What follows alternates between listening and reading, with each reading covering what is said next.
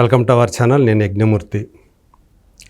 మనందరికీ తెలిసిన నటుడు, మనందరికీ తెలిసిన కమెడియన్ ఇప్పుడు మన ముందున్నారు. నటుడుగా అనేక మందిని నవ్వించిన ఆయన నిర్మాతగా కూడా ఒక ప్రయోగం చేశారు. సొంతంగా ఒక ఫిల్మ్ ఇన్స్టిట్యూట్ రన్ చేశారు. అట్లాగే ఇప్పుడు దర్శకుడుగా మారి అదృష్టాన్ని పరీక్షించుకోబోతున్నారు. సముద్రఖని లాంటి ఒక గొప్ప నటుడు, ఆయన కూడా స్వయంగా దర్శకుడు కూడా, మనందరికీ తెలిసిన దర్శకుడు సముద్రఖని. సో ఆయనకి కొడుకుగా తెరని పంచుకుంటూ, సో ఆయన్ని డైరెక్ట్ చేస్తూ మన ముందుకి తొలిసారిగా ఆ దర్శకుడు అవతారంలోకి రాబోతున్నారు. సో ఆయనే ధన్రాజ్. ఒక నటుడు అంటే మామూలుగా మనం అంటాము సినిమా కష్టాలు అని. సో నిజంగానే ఆయన సినిమాకి మించిన కష్టాలను ఎన్నిటినో ఆయన చవి చూశారు, వాటిని అన్నిటిని కూడా దాటారు. చాలామంది నటులు చేయలేని ప్రయోగాలు ఎన్నో చేశారు జీవితంలో, కెరీర్లో. సో అలాంటి ఒక విలక్షణ నటుడు ఇప్పుడు దర్శకుడు.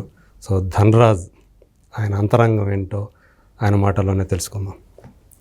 నమస్తే ధన్రాజ్. నమస్తే అన్నయ్య. చాలా సంతోషం. నాకు కూడా సంతోషంగా ఉంది. మీరు చెప్తూ ఉంటే ఇన్ని జరిగినాయా నా జీవితంలో అని నాకే అనిపిస్తుంది. నిజంగానే అంటే మీ జీవితం గురించి తెలుసుకున్నప్పుడు ఇప్పుడు ప్రతి మనిషిది ఒక కథ.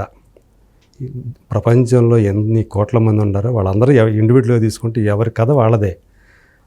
కొన్ని సిమిలారిటీస్ ఉండొచ్చు, కానీ ఎన్నో వైరుధ్యాలు ఉంటాయి. సో ఎన్నో కష్టాలు ఉంటాయి, ఎన్నో సుఖాలు ఉంటాయి. ఎంత గోల్డ్ స్పూన్తో పుట్టిన వాళ్ళు కూడా ఎక్కడో చోట కష్టాలు పడక మానరు ఏదో ఒక సందర్భంలో. సో కానీ మనం చాలామంది చూసుకుంటే ఏదైనా కష్టాలు పడుతున్నా చూస్తారా, ఈడి అన్ని సినిమా కష్టాలు రా అని. అంటే సినిమాలో చూపించే కష్టాలు ఆ రేంజ్లో ఉంటాయి, మనం ఏడిపిస్తాయి, మనల్ని భావోద్వేగానికి గురి చేస్తాయి. సో మనం వాటికి కనెక్ట్ అయినప్పుడు ఆ సినిమాలు ఎక్కడికో పెద్ద పెద్ద హిట్లు అయిపోతాయి. కానీ నేను మీ జీవితాన్ని చదివినప్పుడు ఆ సినిమా కష్టాలను మించిన కష్టాలు మీరు అనుభవించినట్టు నిజంగానే ఒక కుర్రాడు, చిన్నతనంలోనే తండ్రి ప్రేమకు దూరమైన కుర్రాడు, తర్వాత సినిమా మీద పిచ్చితో వచ్చి హైదరాబాద్కు వచ్చి ఎక్కడో తాడేపల్లి గుట్టు, హనుమాన్ జంక్షన్ లాంటి ప్లేసుల నుంచి వచ్చి అమ్మకి చెప్పా పెట్టకుండా వచ్చి, తర్వాత ఆ అమ్మ మళ్ళీ కొడుకు కోసం వెతుక్కుంటూ హైదరాబాద్కు వచ్చి, సో కొడుక్కి అండగా నిలబడటం కోసం ఆమె పడిన కష్టం. సో అట్లాగే ఆ కొడుకు రకరకాల ప్రయోగాలు చేసి, సో హోటల్లో సర్వర్గా చేసిన, ఒక ఫిల్మ్ ఇన్స్టిట్యూట్లో ఒక అసిస్టెంట్గా చేసిన, తర్వాత తనే ఒక ఫిల్మ్ ఇన్స్టిట్యూట్ మొదలు పెట్టాలనుకున్న, తర్వాత అమ్మ చచ్చిపోయిన 3వ రోజు 4వ రోజు ఒక అమ్మాయిని పెళ్లి చేసుకున్న, అదే ఆ అమ్మాయిని కనిపించిన పరిచయమైన 3వ రోజు 4వ రోజు ఆమెను పెళ్లి చేసుకోవటం మళ్ళీ అది కూడా. సో ఇలాంటి ఇన్ని పార్శ్వాలు ఒక మనిషి జీవితంలో ఉండటం అనేది చాలా అరుదు. నాకు తెలిసినంతవరకు ఒక రేర్ పర్సన్ ధన్రాజ్. సో తను తర్వాత అంటే అతనిలోని ఒక వ్యక్తిత్వం, సో తనని హీరోగా చేసి డైరెక్టర్ కావాలనుకున్న అచ్యుత్ అనే ఒక కుర్రాడిని, ఆ సినిమా ఆగిపోతే తను ఎలానే డైరెక్టర్ నిలబెట్టాలని తప్పించి తనే ప్రొడ్యూసర్గా మరో ఒక సినిమా తీసి చేతులు కాల్చుకొని, సో మళ్ళీ ఈరోజు తనలో ఉన్నటువంటి సృజనాత్మక శక్తి ఏదైతే ఉందో, ఆ దర్శకత్వం అనేది, దాన్ని పరీక్షించుకోవడం కోసం ఇప్పుడు రామం రాఘవం అనే ఒక సినిమాతోటి మా ముందుకు వస్తున్నారు. సో ఇట్లా ఇన్ని కోణాలు ఒక మనిషిలో ఉంటాయా అని అనిపిస్తుంది మీరు చూస్తే.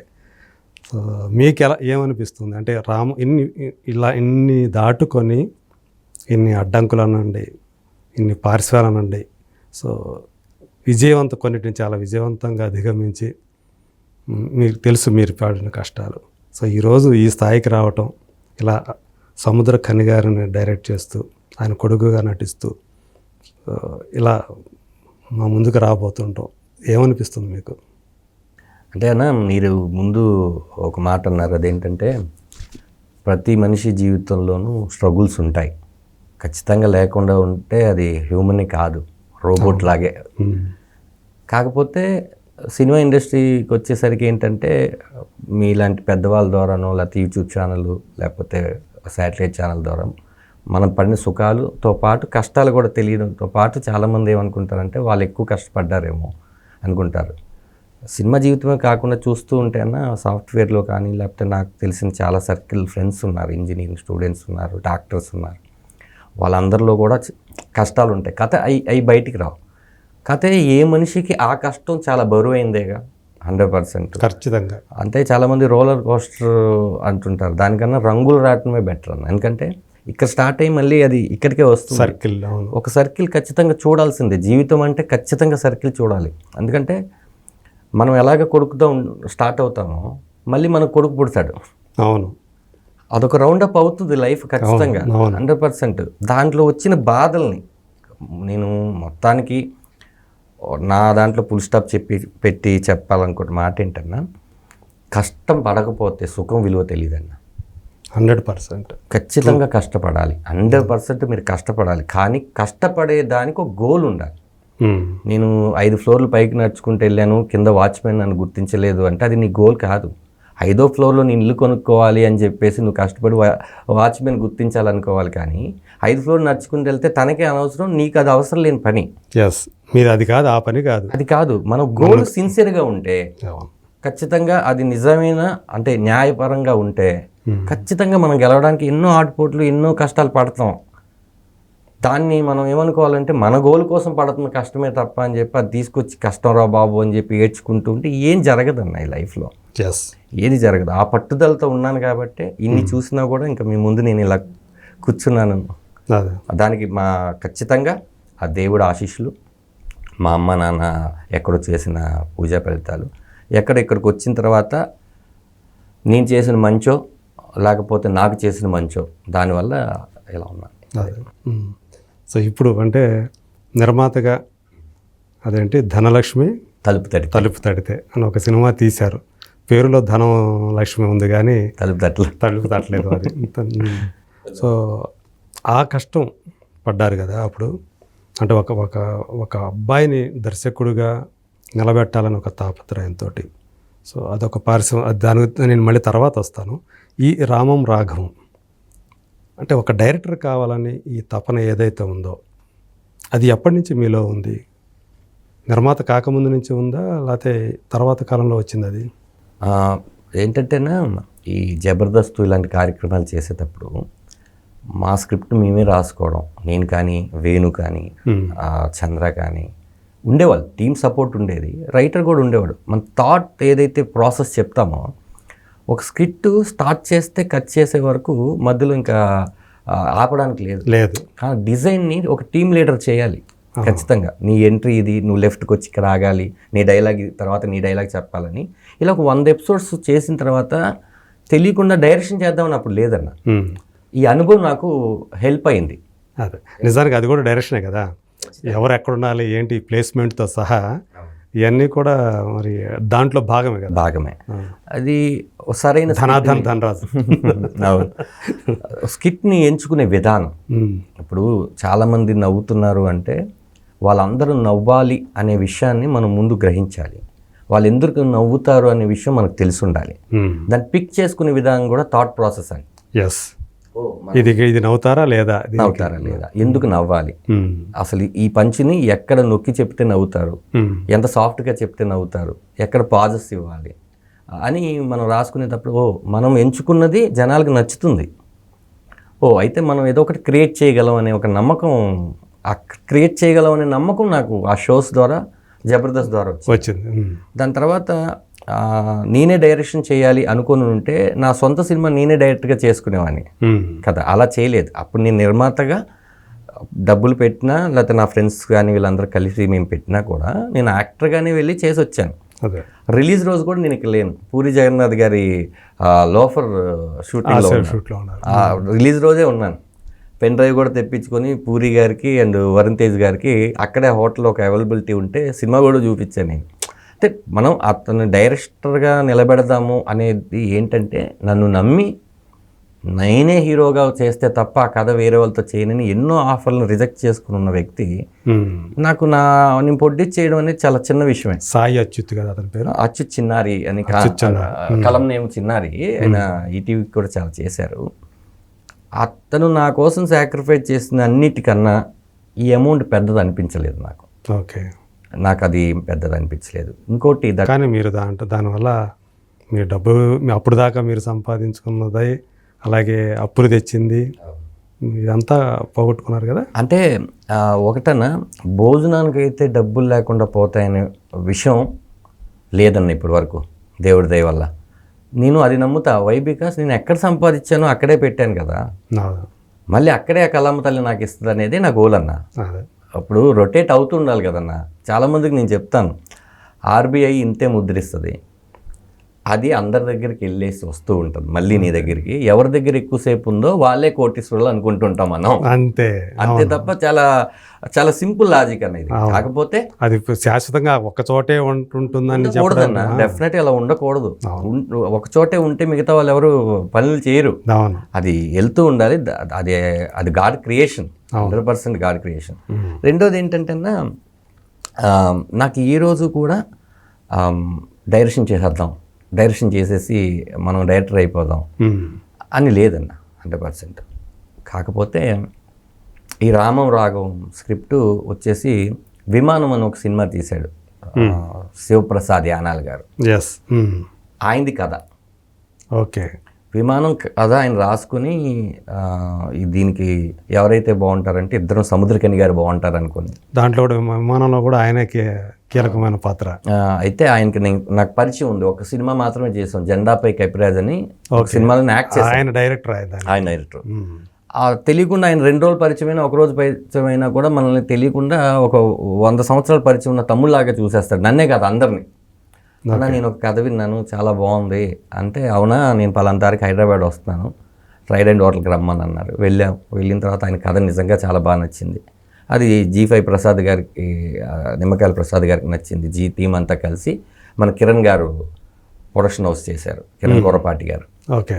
ఆ సినిమా అలా మెటీరియలైజ్ అయిపోయిన తర్వాత నెక్స్ట్ ఏంటంటే ఏం రాస్తున్నారంటే, ఆ రోజే మేము 2 పాయింట్లు విన్నాం. రామం రాఘవం విన్నాము, విమానం విన్నాం. ఓకే. రామం రాఘవం ఉందంటే ఓ పని చేస్తారా, రామం రాఘవం నేను చేద్దాం అనుకుంటున్నాను, ఏంటి పరిస్థితి మీరైతే, నేను అడిగాను. మీరైతే నేను ఫ్రీగా ఇచ్చేస్తానన్నాడు. ఎందుకంటే విమానం లాంటి ఆయన ఇప్పటి నుంచి దర్శకుడు అవుదాం అనుకుంటున్నాడు. నాకు జబర్దస్త్ ఆపేసిన తర్వాత నేను అదిరిందని ఒక టీవీ షోకి వర్క్ చేస్తున్నప్పుడు ఇతను కిరాక్ ఆర్పి దగ్గర రాసేవాడు, శివప్రసాద్ యానాల్. చమక్ చంద్రకి ఉండ్రమట్ల నాగరాజు గారు, శివప్రసాద్ యానాల్ గారు రెగ్యులర్గా రాసేవాళ్ళు. ఈ ఫ్యామిలీ డ్రామా అదంతా వీళ్ళే రాసింది.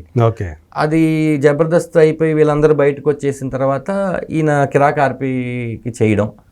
అప్పుడు దర్శకులు నితిన్ భరత్లు ఉన్నారు, కిరాక్ ఆర్పి గారి దగ్గర చేస్తున్నారు కదా, నీ టైమింగ్ దండ్రా టైమింగ్ బాగుంటుంది అంటే, ఆర్పి కూడా ఓకే అన్న దగ్గర నుంచే నేను వచ్చాను కదా, వెళ్ళి నేను రాసుకుంటా అంటే, తను నా దగ్గర రావడం. కదా నేను రాకింగ్ రాకేష్ కానీ కిరాక్ ఆర్పి కానీ నా టీమ్మేట్స్, నేను టీమ్ లీడర్గా ఉన్నాడు. అయితే అన్న దగ్గరికి వెళ్ళి అన్నాడు. వచ్చిన ఒక 5-6 రోజుల తర్వాత శివప్రసాద్ గారు ఏం చేస్తుంటారండి మీరు, ఇది కాకుండా అంటే డైరెక్టర్ అవ్వాలి సార్ అన్నాడు. డైరెక్టర్ అవ్వాలా, కథ ఇంతో చెప్పండి నన్ను అంటే ఒక 3 పాయింట్లు చెప్పాడు. 3 బాగున్నాయి. ఓకే.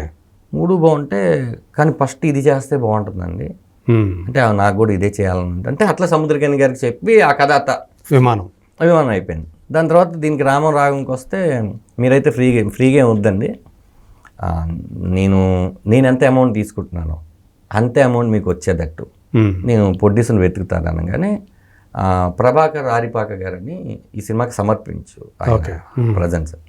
ఆయన సీతాయనం అని ఒక సినిమా దర్శకత్వం చేస్తున్నారు. ఆయన సీతాయనం కన్నడ అండ్ తెలుగు. ఓకే. ఆ సినిమా అయిపోయినప్పుడు కథలు వింటున్నారంటే ఒక ఫ్రెండ్ ద్వారా అక్కడికి వెళ్ళి కథ చెప్పాను. కథ చాలా బాగుంది అని. అప్పుడు పృథ్వీ పోలవరపు వచ్చేసి వీళ్ళ మేనల్లుడు దుబాయ్లో ఉంటాడు, తను డైరెక్షన్ చేద్దాం అనుకుంటున్నాడు చాలా కాలం నుంచి. ఓకే. లేదు ఈ ప్రొడక్షన్ హౌస్కి మంచి పేరు వస్తుంది, మనం పెట్టిందే స్లేట్ పెన్సిల్ స్టోరీస్, మంచి కథ అవుతుంది, ఇది దండ్రా నేరేట్ చేశారంటే బలపం కథలు, పలక మీద రాసే మంచి కథలు, బలపం కథ. సరే జూమ్ మీటింగ్ నాకు ఫస్ట్ టైం. అసలు నేను ఒక పాయింట్ చెప్పాను, పాయింట్ ఓకే అన్నారు. ఓకే అన్న తర్వాత జూమ్ మీటింగ్లో వింటా అన్నారు. జూమ్ మీటింగ్లో చెప్పంగానే నాకు ఇప్పటికీ గుర్తు, ఆయన ఏమన్నాడంటే, సార్ క్లైమాక్స్ విన్న తర్వాత గొంతులో తడి ఆరిపోయింది అన్నారు. చాలా ఎమోషనల్ అయిపోయాను, మనం ఈ సినిమా చేస్తున్నాం. ఓ సూపర్ అన్నాం. అన్న తర్వాత ఆఫీసు అదంతా తీసిన తర్వాత దర్శకుడు ఎవరు ఇప్పుడు అనగానే వాళ్ళు ఒక దర్శకుని తీసుకొచ్చారు. ఇప్పుడు ఆ పేరు నేను చెప్పకూడదు, భావ్యం కాదు. అదే ఆల్రెడీ ఇదివరకు సినిమాలు తీసిన దర్శకుడేనా? ఓకే, ఇదివరకు సినిమాలు తీసిన దర్శకుడు. వాళ్ళు తీసుకుని వచ్చారు. రైటర్గా శివప్రసాద్ గారు ఉన్నారు. ఆయన ఏంటంటే, మళ్ళీ తండ్రి కొడుకుల ఎమోషన్ సినిమా నేను డైరెక్షన్ చేయడం బాగోదు, ఇంకో జాన్ ఆల్రెడీ విమానంలో కూడా అదే ఉంది కదా, చేశాను కదా అని, మళ్ళీ సేమ్ చేసినట్టు ఉంటుంది కదా, సేమ్ సముద్రకని గారు ఇవన్నీ అని అంటే సరే అని అప్పుడు కథ మీద ఆయన నేను ఆ దర్శకులు కూర్చున్నాం. కూర్చున్న తర్వాత ప్రొడ్యూసర్ గారికి అండ్ దర్శకుడికి ఏదో క్రియేటివిటీ ఇది డిఫరెన్స్ వచ్చినాయి. ఆ తర్వాత మనం ఈ సినిమా చేయట్లేదు అని ఆపేశారు. అంటే ఆఫీస్ ఏం తీయలేదు, చేయట్లేదు అనే విషయం నాకు తింటే ఒక మంచి కథ, అది మళ్ళీ మనం వస్తున్నాము. అప్పుడు మీకు సంబంధించి మీరు ఎంతవరకు? నేను హీరోగా, ఓన్లీ హీరోగా అనుకొని, కానీ డిస్కషన్లో కూడా పాలు పంచుకోమన్నారు. ఓకే, ఎందుకంటే శివప్రసాద్ గారు కథ రాస్తున్నారు, దాని స్క్రీన్ ప్లే మార్చుకుంటూ దర్శకుడికి హెల్ప్ చేసి ఫుల్ ప్రెజర్ కథ ఇవ్వాలి కదా, మనం తీసుకొచ్చి పరిచయం ఉంది కాబట్టి మీ ఇద్దరికి ఉంది కాబట్టి ఇంకా నాకేముంది, నా సినిమా బాగా రావాలంటే బెటర్గా నేను ప్రతిరోజు అక్కడికి వెళ్ళడం వల్ల ఆ క్యారెక్టర్ని ఎలా చేద్దాం అనుకుంటున్నాము, అసలు గెడ్డం ఎంత ఉండాలి, ఉండకూడదా, దర్శకుడు ఏం చెప్తే విందామని వెళ్తాం.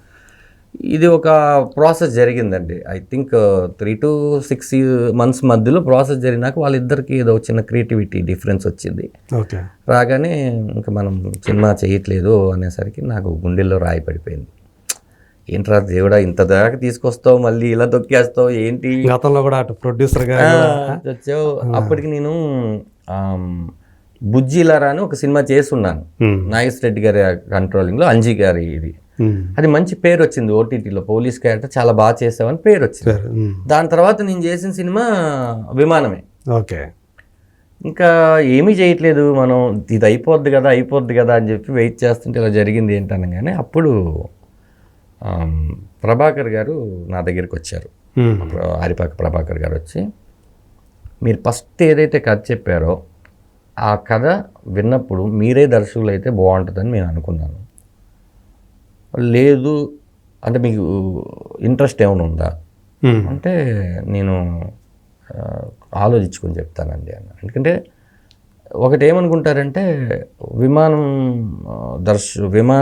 దర్శకుడి కథతో ధనరాజ్ దర్శకుడు అయ్యాడు అనేది బాగుంటుంది, కానీ బలగం వేణు డైరెక్షన్ చేశాడు కాబట్టి ఇతను కూడా డైరెక్షన్ చేయబోతున్నాడని వచ్చేస్తుందని నాకు అనుకున్నా. అసలు యాక్చువల్గా నా ప్రశ్న కూడా ఒకటి ఉంది. అయితే అప్పటికి వేణుది 100% షూట్ జరుగుతుంది, బలగం జరుగుతుంది. ఇంకా నేను ఆలోచించుకొని మా మిసెస్ని అడిగి, ఏంటి ఈ స్టెప్ వేయొచ్చా, కెరీర్కి ఏమన్నా ఇది అవుతుందా అని ఆలోచించి ఇంకా సముద్రకని గారికి కూడా చెప్పాను, రే నువ్వు చాలా బాగా తీస్తావు సినిమా నాకు తెలుసు అని ఒక కాన్ఫిడెంట్ ఇచ్చాడు ఆయన. ఓకే, అప్పుడు పృథ్వీ పోలవరపు గారు అండ్ శివప్రసాద్ యానల్ గారు అండ్ మా ప్రభాకర్ గారు నేను జూమ్ కాల్లో మాట్లాడుకొని ఆ సదరు ఎవరైతే వద్దనుకున్న దర్శకుడికి కూడా చెప్పి, ఓకే అంటే నువ్వైతే చాలా బాగా చేస్తావు అని ఆయన కూడా అన్నారు.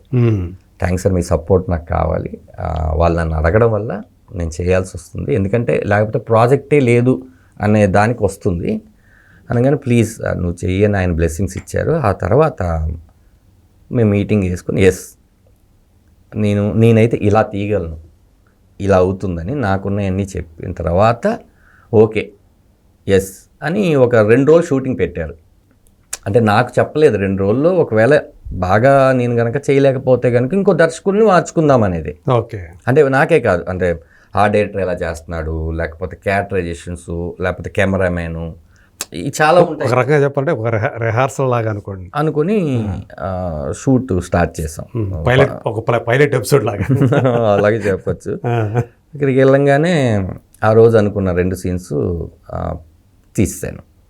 ఓకే, ఆన్లైన్ ఎడిట్ చేసి చూసుకున్నారు. కొంచెం ఎమోషనల్ సీన్స్ తీసారా? లైటర్ 30 years పృథ్వీ గారు, నాది కామిక్ మ్యాటర్, మన బలం అది కదా. అదే చేసినాక దాని తర్వాత 2వ రోజు శ్రీనివాస్ రెడ్డి గారు, సత్య యాడ్ అయ్యారు. 2వ రోజు కూడా చేసిన తర్వాత ఆన్లైన్ చూసుకున్నాక ఎస్ మనం వెళ్తున్నాం అని అన్నారు. అన్న తర్వాత అలా జరిగింది నా డైరెక్షను ఎందుకు చేయాల్సి వచ్చింది అని. దీని ముందు అనుభవం ఏంటంటే నేను కొన్ని పార్టీ యాడ్లు నేను డైరెక్షన్ చేశాను. అవునా? ఓహో. అది పార్టీ యాడ్లు అంటే బర్త్డే పార్టీలు లాంటివి లేకపోతే ఆ పార్టీ? ఓకే. ఈ పార్టీలు కాదు, ఒక పార్టీ యాడ్లకి ఫీడింగ్ కోసం నేను డైరెక్షన్ చేశాను. ఓకే. ఆ అనుభవం ఉంది. అది కాకుండా ఇన్స్టిట్యూషన్ నుంచి వచ్చాం కదండి, కొంచెం ఎక్కడో ఫ్రెండ్ సర్కిల్. ఈ 20 years జర్నీ జై సినిమా 2004 నుంచి ఇప్పటి వరకు చాలామంది దర్శకులను కలుస్తూ ఉంటాము. ఒక్కొక్క దర్శకుడు ఎలా ఈ సీన్ని తీయబోతున్నాడు, లేకపోతే ఏ లెన్స్ వేస్తే ఈ సీన్ ఇంత అందంగా వచ్చింది, ఏ మూమెంట్, ఏ ట్రాలీ, ఇవన్నీ కొంచెం అందుకనే అవగాహన ఉంది. ఆ స్టేజ్ మీద చెప్దాం అనుకున్నది మీ ముందు చెప్తున్నాను. ఏంటంటే ఇప్పుడు వరకు నేను పరిచయం దర్శకులు అందరూ నా గురువులు ఓకే అనేది చెప్దాం అనుకుంటున్నాను. ఓకే. సో వాళ్ళ దగ్గర నటుడుగా చేసిన పని చేసిన వాళ్ళ దగ్గర అసిస్టెంట్గా జాయిన్ కొంచెం గ్రాప్ చేశారు. అదంతా కూడా అబ్జర్వ్ చేయటం ద్వారా వాళ్ళని ఖచ్చితంగా చేసేవాడిని. అదే అంటే ఒక డైరెక్షన్ చేద్దామని చేయలేదు సార్, అన్ని క్రాఫ్ట్ల మీద అవగాహన ఉంటే తప్పే ఉంది అనే దాని మీద అదే అలా చేసుకుంటూ ఇప్పుడు ఇది వచ్చింది, దీన్ని మనం కైవసం చేసుకుంటాం. చాలా బాగుంది. మీరు డైరెక్టర్ అయిన విధానం ఏదైతే ఉందో చక్కగా ఒక మంచి స్టోరీ లాగా ఉన్నది. కానీ రామం రాఘవం ఆ టైటిల్ కూడా చాలా క్యూట్గా ఉంది అసలు.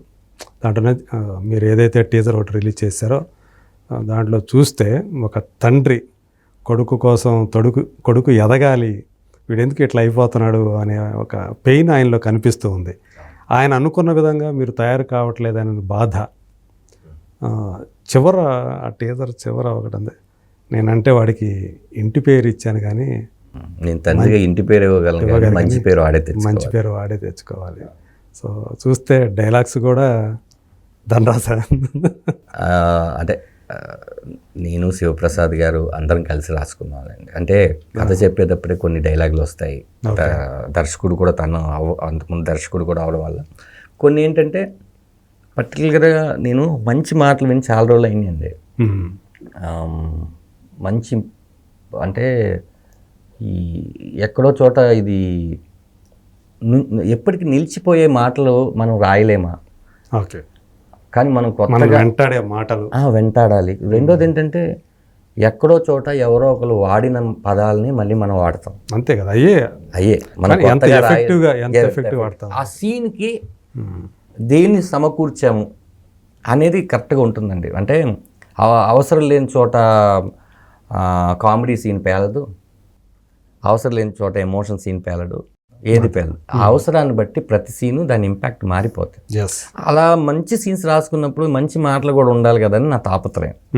అదే ఈ సినిమాకి మాటలు థియేటర్ నుంచి బయటకు వచ్చినాక తోటాల్లా గుచ్చుకుంటాయి. సో అంటే ప్రధానంగా ఈ కథ తండ్రి కొడుకుల కథ కాబట్టే రామం రాఘవ అని పెట్టారా అట్లా పేరు? తండ్రి రామం, కొడుకు రాఘవ. ఫస్ట్ ఈ సినిమాకి నేను తనయుడు అనుకున్నాను టైటిల్. అలా ఇంకో 2-3 అనుకున్నప్పుడు మా ప్రభాకర్ ఆరిపాక ఆయన కూడా మంచి రచయిత. ఓకే. ఏమంటే ఒక టైటిల్ చెప్తాను, మన సినిమాకి ఎలా ఉంటుంది చెప్పాను. నేను సార్ చెప్పండి సార్ అని. రామం రాఘవం అన్నారు. వినంగానే సౌండ్ ఒక వైబ్రేషన్ ఇచ్చింది. కథలో ఆల్రెడీ ఆయన పేరు దశరథ రామం, ఓకే, నా పేరు రాఘవ. పాత్రలకి కరెక్ట్గా సరిపోయింది. రెండోది ఏంటంటే రాముడన్న రాఘవన్న ఒకరే. అదే తండ్రిలాగే, అంటే తండ్రి షాడోనే కదా సార్ కొడుకు. ఆయన రాముడైనప్పుడు కొడుకుని కూడా రాముడిని చేద్దాం అనుకుంటాడు. అన్నిటికీ కరెక్ట్గా ఉంది. మంచి తెలుగులో మంచి చక్కటి టైటిల్, చాలా రోజులు అయింది వచ్చి. అందుకని నేను మీకు టైటిల్ లోగో చూస్తే తండ్రి షాడో నుంచే కొడుకు వస్తాడు, అక్షరాలన్నీ ఎర్రగా ఉంటాయి, అంటే బ్లడ్ రిలేషన్ అని చెప్దాం అనుకున్నాను. ఓకే, అది రక్త సంబంధం. అంటే ఇది ఎవరో ఒకరు గుర్తించినా చాలు అని అలాంటి విషయంలో కూడా నేను కేర్ తీసుకున్నాను. అంటే ఇది గుర్తించి సింబాలిక్గా కూడా ఉండాలి. అందుకని రామం రాఘవం ఆయన ప్రభాకర్ ఆరిపాక గారు పెట్టింది. బట్ కథకి చాలా యాప్ట్. ఒక నటుడుగా తెర మీద నటిస్తూ కెమెరా ముందు, సో మిమ్మల్ని మీరు డైరెక్ట్ చేసుకోవటం, ఇది ఎలా అనిపించింది? మళ్ళీ సముద్రఖని లాంటి ఆయన ఈజ్ హిమ్సెల్ఫ్ ఒక వెరీ గుడ్ డైరెక్టర్. సో పైగా ఆయన డైరెక్షన్లో మీరు చేసి ఉన్నారు గతంలో. సో ఎలా ఉంది ఈ ఎక్స్పీరియన్స్, ఎలా ఉంది ఇది? చాలా అంటే అది చాలా చాలా టఫ్ జాబ్ సార్, అది వివరించలేము. చాలామంది చేస్తున్నారు కాబట్టి ధైర్యం తెచ్చుకోగలిగాను నేను. మహానుభావులు ఎంతోమంది అన్ని క్రాఫ్ట్లు చేశారు. ఇంకా నేను దర్శకత్వం, యాక్టింగ్, ఆటలు ఇలాంటివి స్క్రీన్ ప్లేలు చేసుకున్నాను. కానీ చాలామంది నిర్మాతగా ఉండి, మ్యూజిక్ డైరెక్టర్గా ఉండి, ఎడిటర్గా ఉండి చాలా చేసుకున్నాను. నా పాయింట్కి వస్తే సార్, అక్కడ ఇంకొక భయం ఏంటంటే, మీరు అన్నట్టు మా ప్రభాకర్ ఆరిపాక గారు దర్శకులు, పృథ్వీ పోలవరపు గారు డైరెక్షన్ చేద్దాం అనుకుంటున్నారు. కథ ఇచ్చిన శివప్రసాద్ ఆయన డైరెక్టర్, సముద్రకని గారు డైరెక్టర్.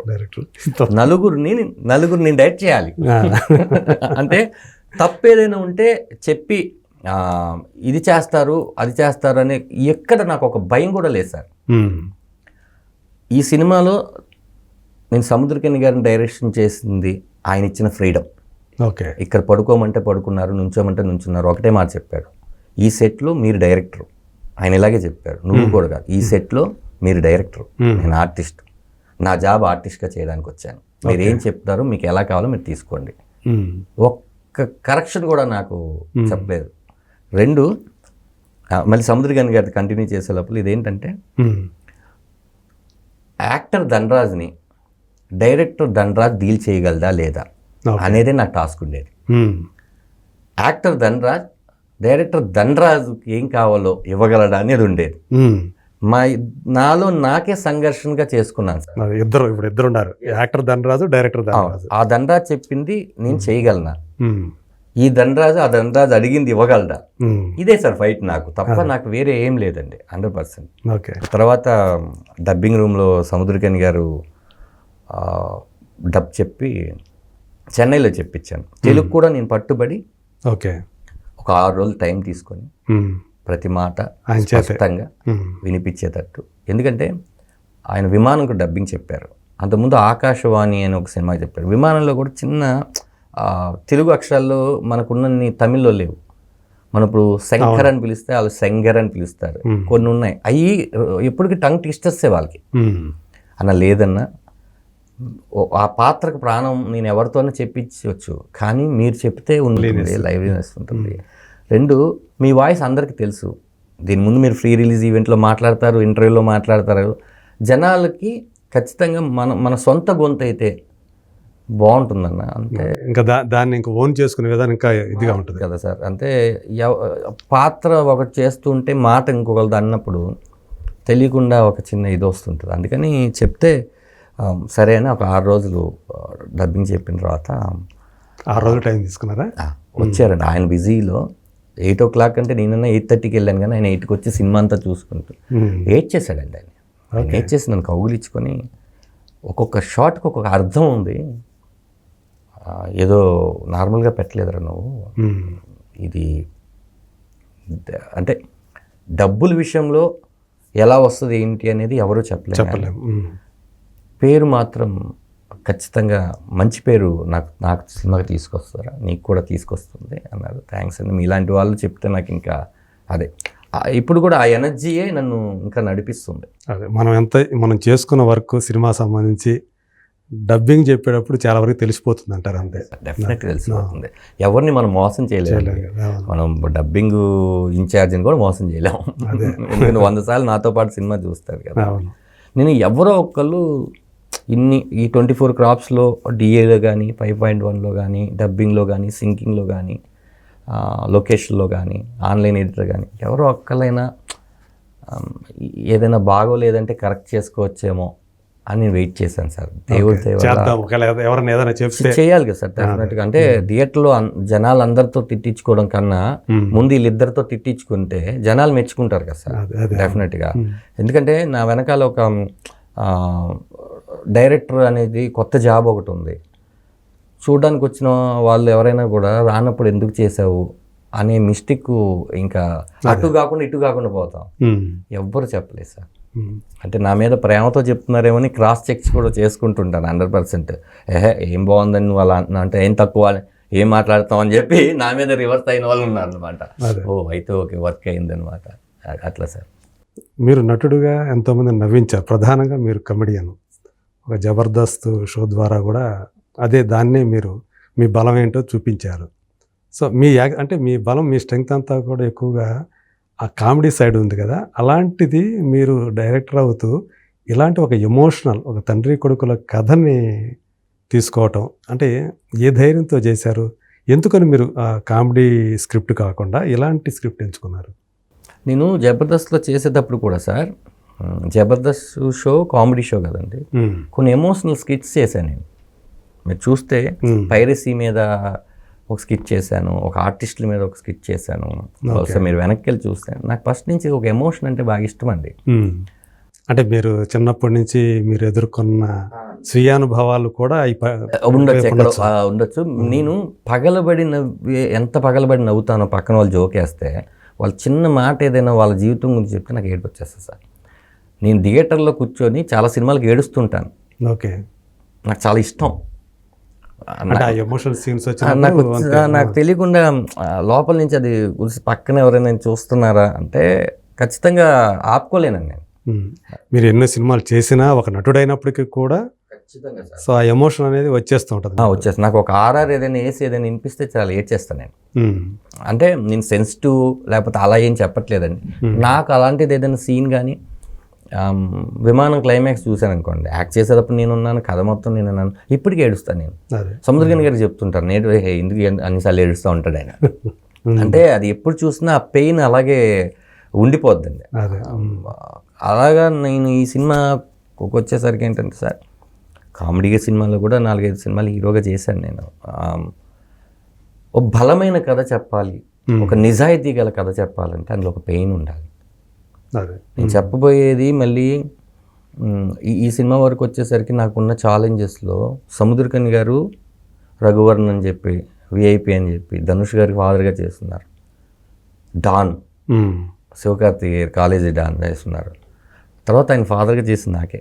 ఓకే, సో శివకార్తికేయన్కి ధనుష్ లాంటి వాళ్ళకి ఫాదర్గా చేసిన ఆయన ఎంత బలంగా ఈ స్క్రిప్ట్ నచ్చకపోతే, ఎంత ఆయన కదిలించకపోతే, ఆయన 35 రోజులు ఇచ్చారు ఈ సినిమాకి.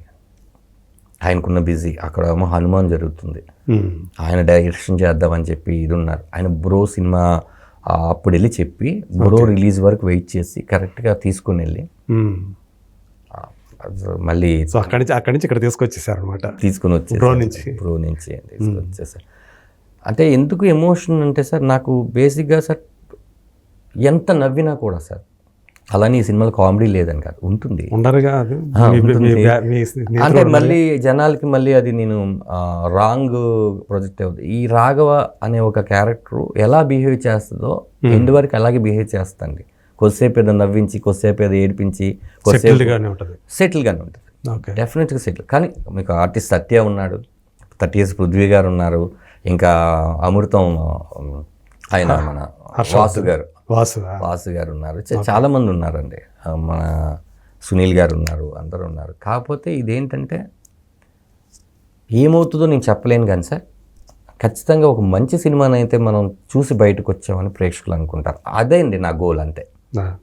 అందుకనే ఇలాంటి సబ్జెక్ట్ చేసుకున్నాను నేను. నెక్స్ట్ రాసుకునే ప్రతి దాంట్లోనూ కూడా ఓ ఎమోషన్ అయితే ఉండాలి కథలో అనేది కదిలించాలి, ప్రేక్షకుడిని కదిలించే విషయం అయితే ఉండాలి.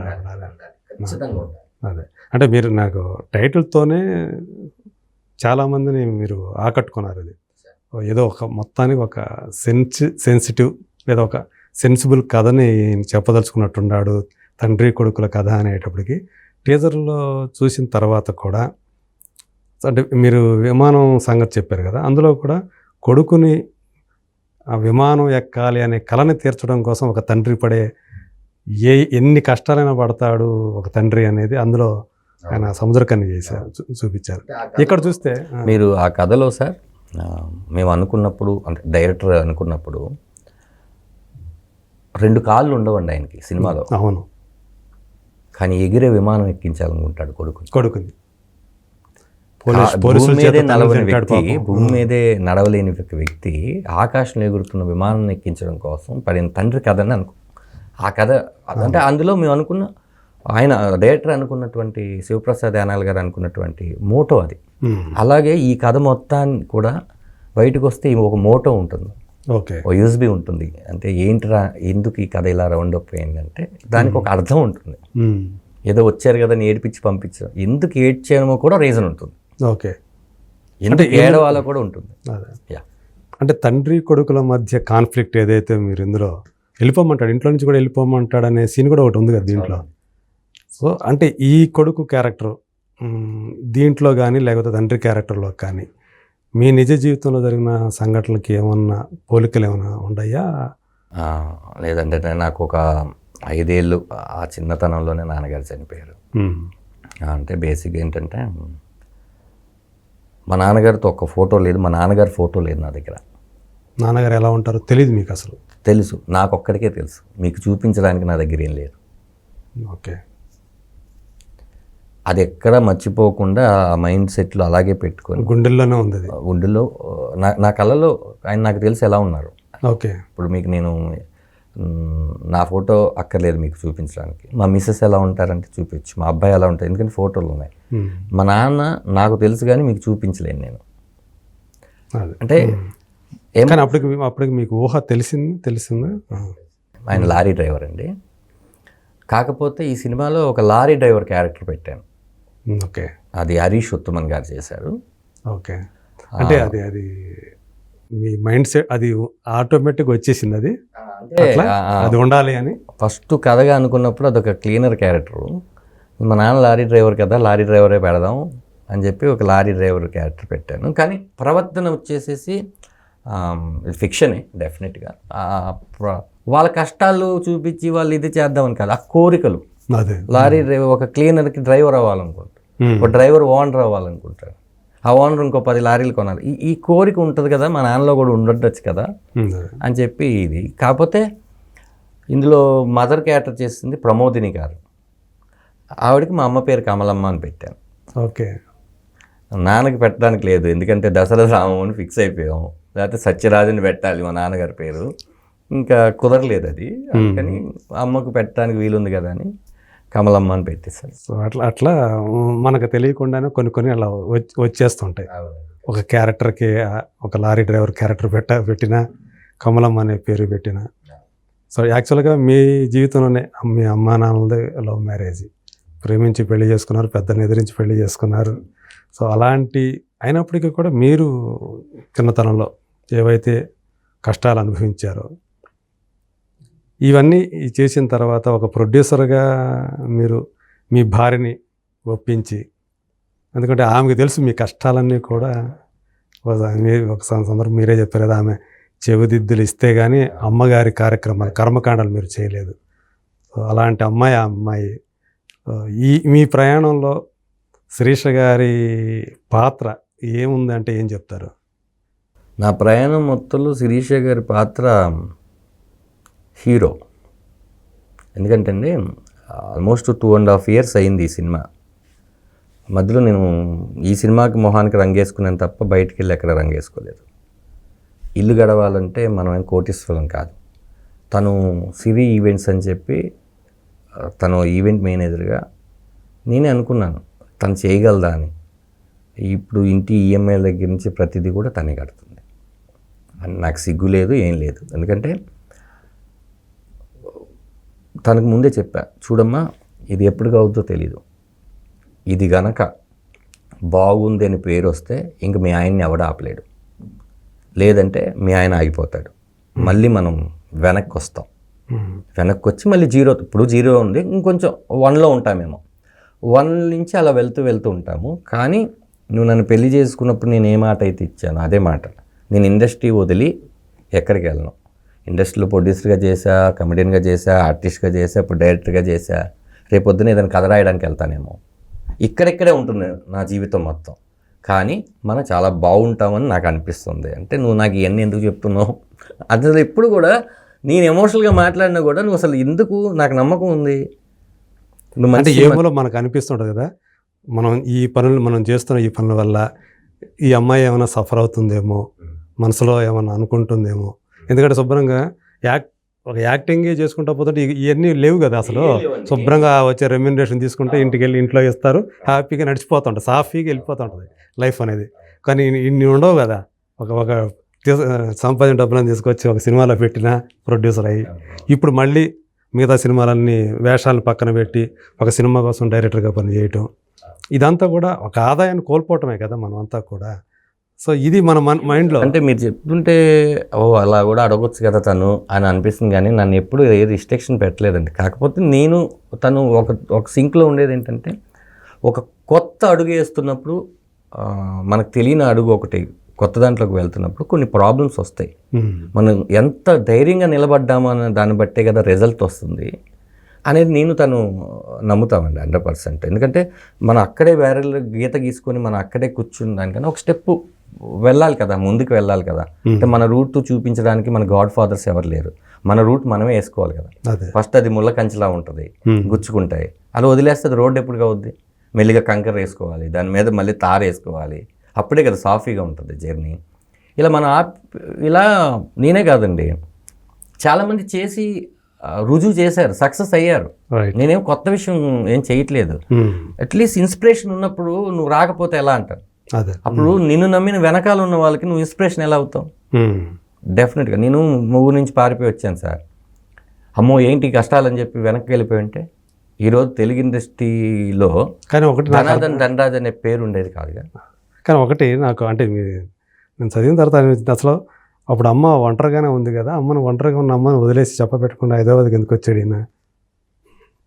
అమ్మేం కావాలి అంటే ఆశలన్నీ కొడుకు మీదే ఉంటాయి కదా, ఒక్కడే కదా మీరు, మరి అమ్మేం కావాలి.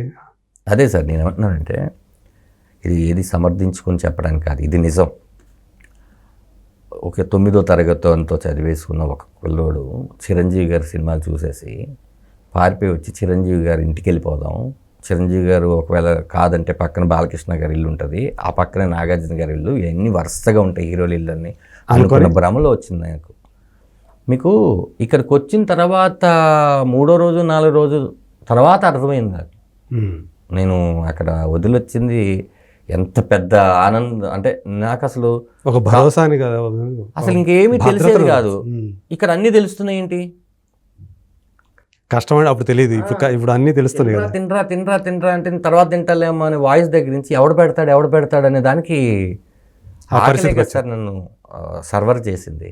అదే ఆకలే కదా సార్. మరి అన్నం పెట్టి నేను ఇక్కడ 3 పూటలు అన్నం పెడతాం, పొద్దున్న నువ్వు వెళ్ళి మధ్యాహ్నం 11 o'clock వచ్చామంటే ఫోటోలు పట్టుకొని ఆఫీసులు తిరగడానికి, భోజనం చేసి పడుకోవడానికి వచ్చింది.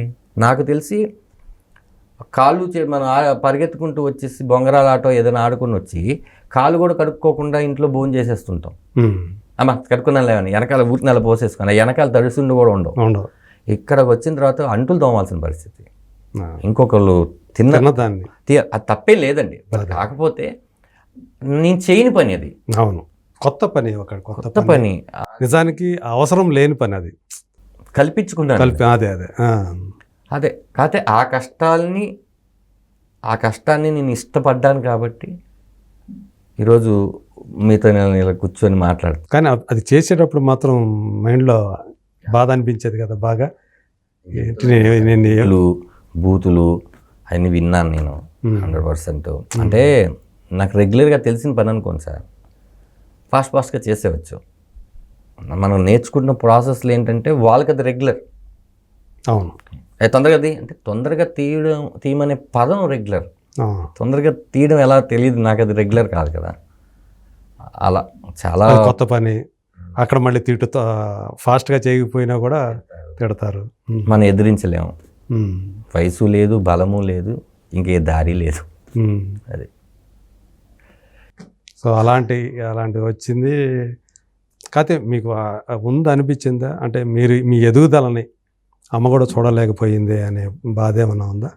మా అమ్మ నేను కలిసి చూసిన ఒకే ఒక సినిమా నేను యాక్ట్ చేసింది జై కింద గిలాక్సీ థియేటర్ ఉండేది, మన టోలీ తేజ డైరెక్ట్ చేసినటువంటి జై, నవదీప్ హీరోగా పరిచయం.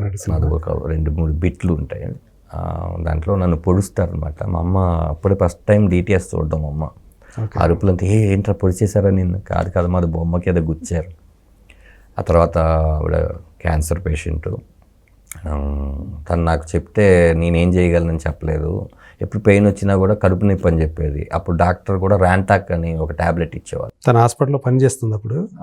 అందుకనే అక్కడ కొంచెం చూసుకున్నారు, అపోలోలో చూసుకున్నారు. దాని తర్వాత ఇంకా క్యాన్సర్ హాస్పిటల్ మన లగడిగప్పులు ఉండేది. అక్కడ మా డ్యాన్స్ మాస్టర్ విజయ్ గారు ఎవ్రీ వీకు ఒక 300 నుంచి 400 ఇచ్చి కొబ్బరి నీళ్ళు ఆ కీమోకి పంపించి చాలా హెల్ప్ చేశారండి. కాకపోతే ఒకరోజు సడన్గా ఇంకా అంతే, అదే 3rd ఎండ్ స్టేజ్. అప్పుడు దాకా అమ్మ చెప్పలే మీకు? ఆమెకు తెలుసు కానీ చెప్పలేదు. నాకు ఎప్పుడు తెలిసిందంటే 2nd స్టేజ్కి వచ్చిన తర్వాత కీమోస్కి వెళ్తున్నాము అన్న టైంలో చెప్పిన మనకు అంత అవగాహన లేదు. నయమైపోతుందేమో అంటే మా అమ్మ నాన్నకి ఫ్లైట్లో తీసుకెళ్ళి ఉండేవాడిని, లేకపోతే పలానా కంట్రీ చూపించేవాడిని. ఎక్కడో ఒక లారీ మా నాన్న తోలు ఉంటుంది, ఊళ్ళన్నీ తిరిగి ఉంటారు, అమ్మ ఎక్కడ తిరిగి ఉండదు. చాలా చాలా మిస్ అయిపోయానని చెప్పలేను కానీ సార్ ఎప్పటికీ తిరిగి రానిటువంటి ఈ బంధం అది కదా, అది ఎప్పటికీ తిరిగి రాదు. అది అంటే ఇప్పుడు కాకపోయినా నెక్స్ట్ కాకపోతే అనేది లేదు కదా. అది ఎప్పుడన్నా అమ్మ వాళ్ళ కథ చెప్పేదే? చెప్పింది, గమ్మత్తుగా ఉంటుంది. కాదు మా అమ్మ వెళ్ళిపోతూ మళ్ళీ నాకు మా సిరి రూపంలో అమ్మ ఇచ్చి వెళ్ళింది అనుకుంటున్నాను నేను. మా సుక్కు పుట్టినప్పుడు మా నాన్న పుట్టేశాడు, నెక్స్ట్ అమ్మాయి ఏమో కమలమ్మ అని పేరు పెట్టుకుందాము అని అనుకున్నా. కట్ చేస్తే వాడు అబ్బాయి పుట్టాడు. అమ్మ చనిపోయిన తర్వాత అంతే కదా, మీకు పెళ్ళైందే చనిపోయిన తర్వాత. సో కాబట్టి మీరు మొదటి అబ్బాయికి అయితే సుక్కు రాము అని పెట్టుకున్నారు. సుక్కురాము, సుకుమారు ప్లస్ రాము.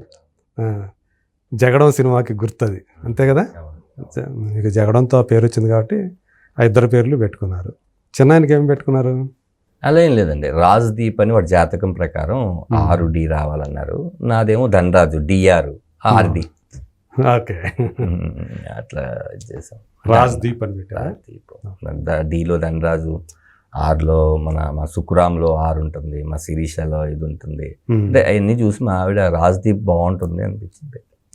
ఇప్పుడు శిరీష్ గారి గురించి అయితే ఆమె డాన్సర్ అని తెలుసు నాకు, కానీ వాళ్ళ తరపు వాళ్ళు ఏంటి అసలు? ఆమె అంటే మీకు క్యాష్గా కాకుండా దుద్దులే తీసుకొచ్చి మీకు ఇవ్వటంలో అంటే తను కూడా కాదండి. తను యాక్చువల్లీ ఏంటంటే మాగంటి కాలనీ అని ఫిల్మ్ నగర్లో ఐడియా ఉందండి, దివాకర్ బాబు గారి ఇంటి ఎదురు.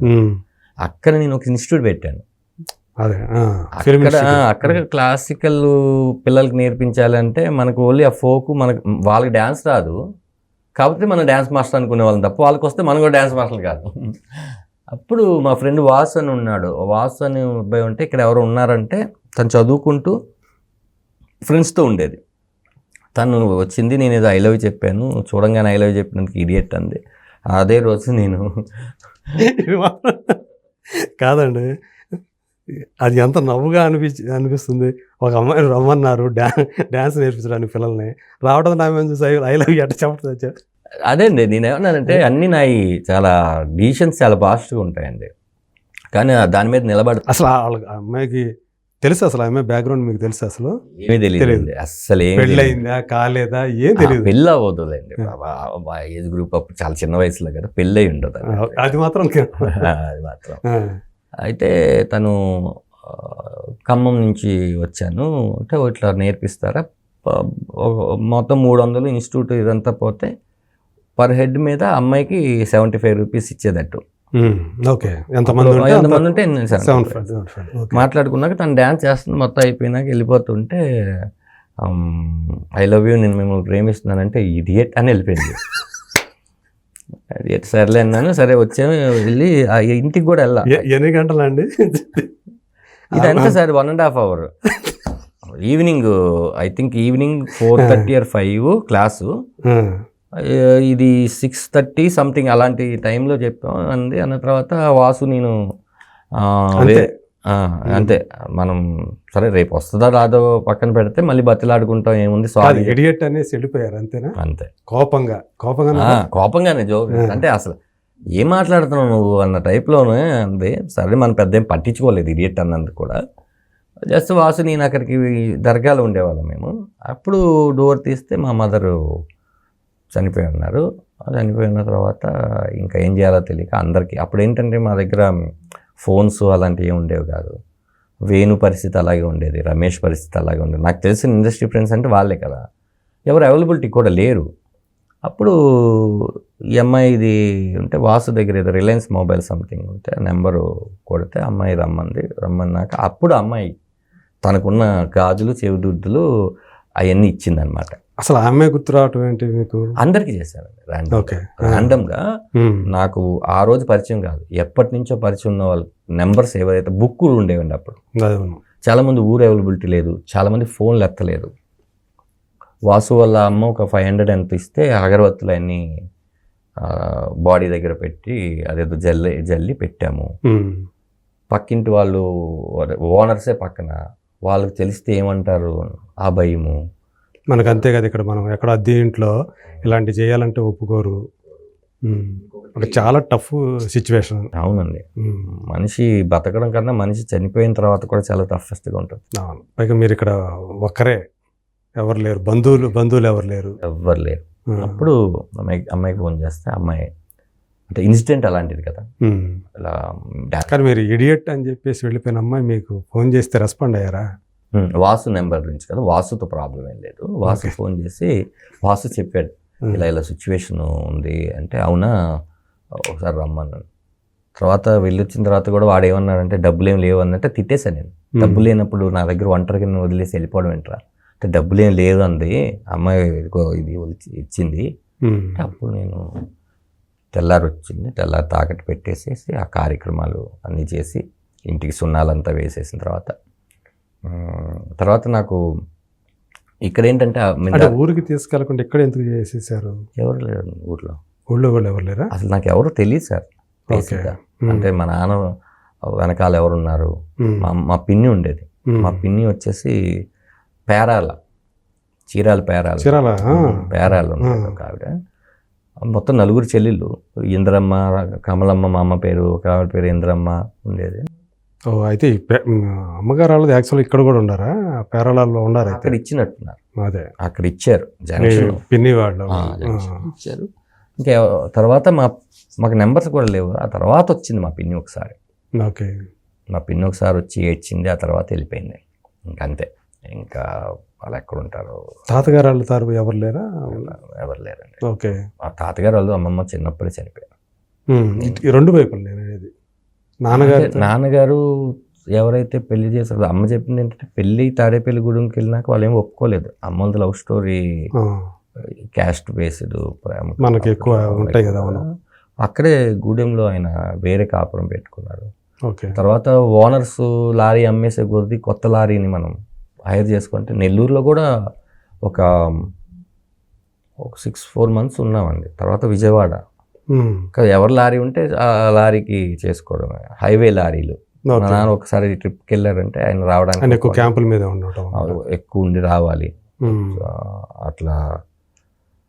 అదే ఈ అమ్మాయి విషయానికి వస్తే మీకు ఆ తర్వాత నేను అన్నం తినకపోతే తను ఏదో కిచిడి ఏదో చేసి ఇట్లా చెప్పింది, నాకు ఎవరు లేరు.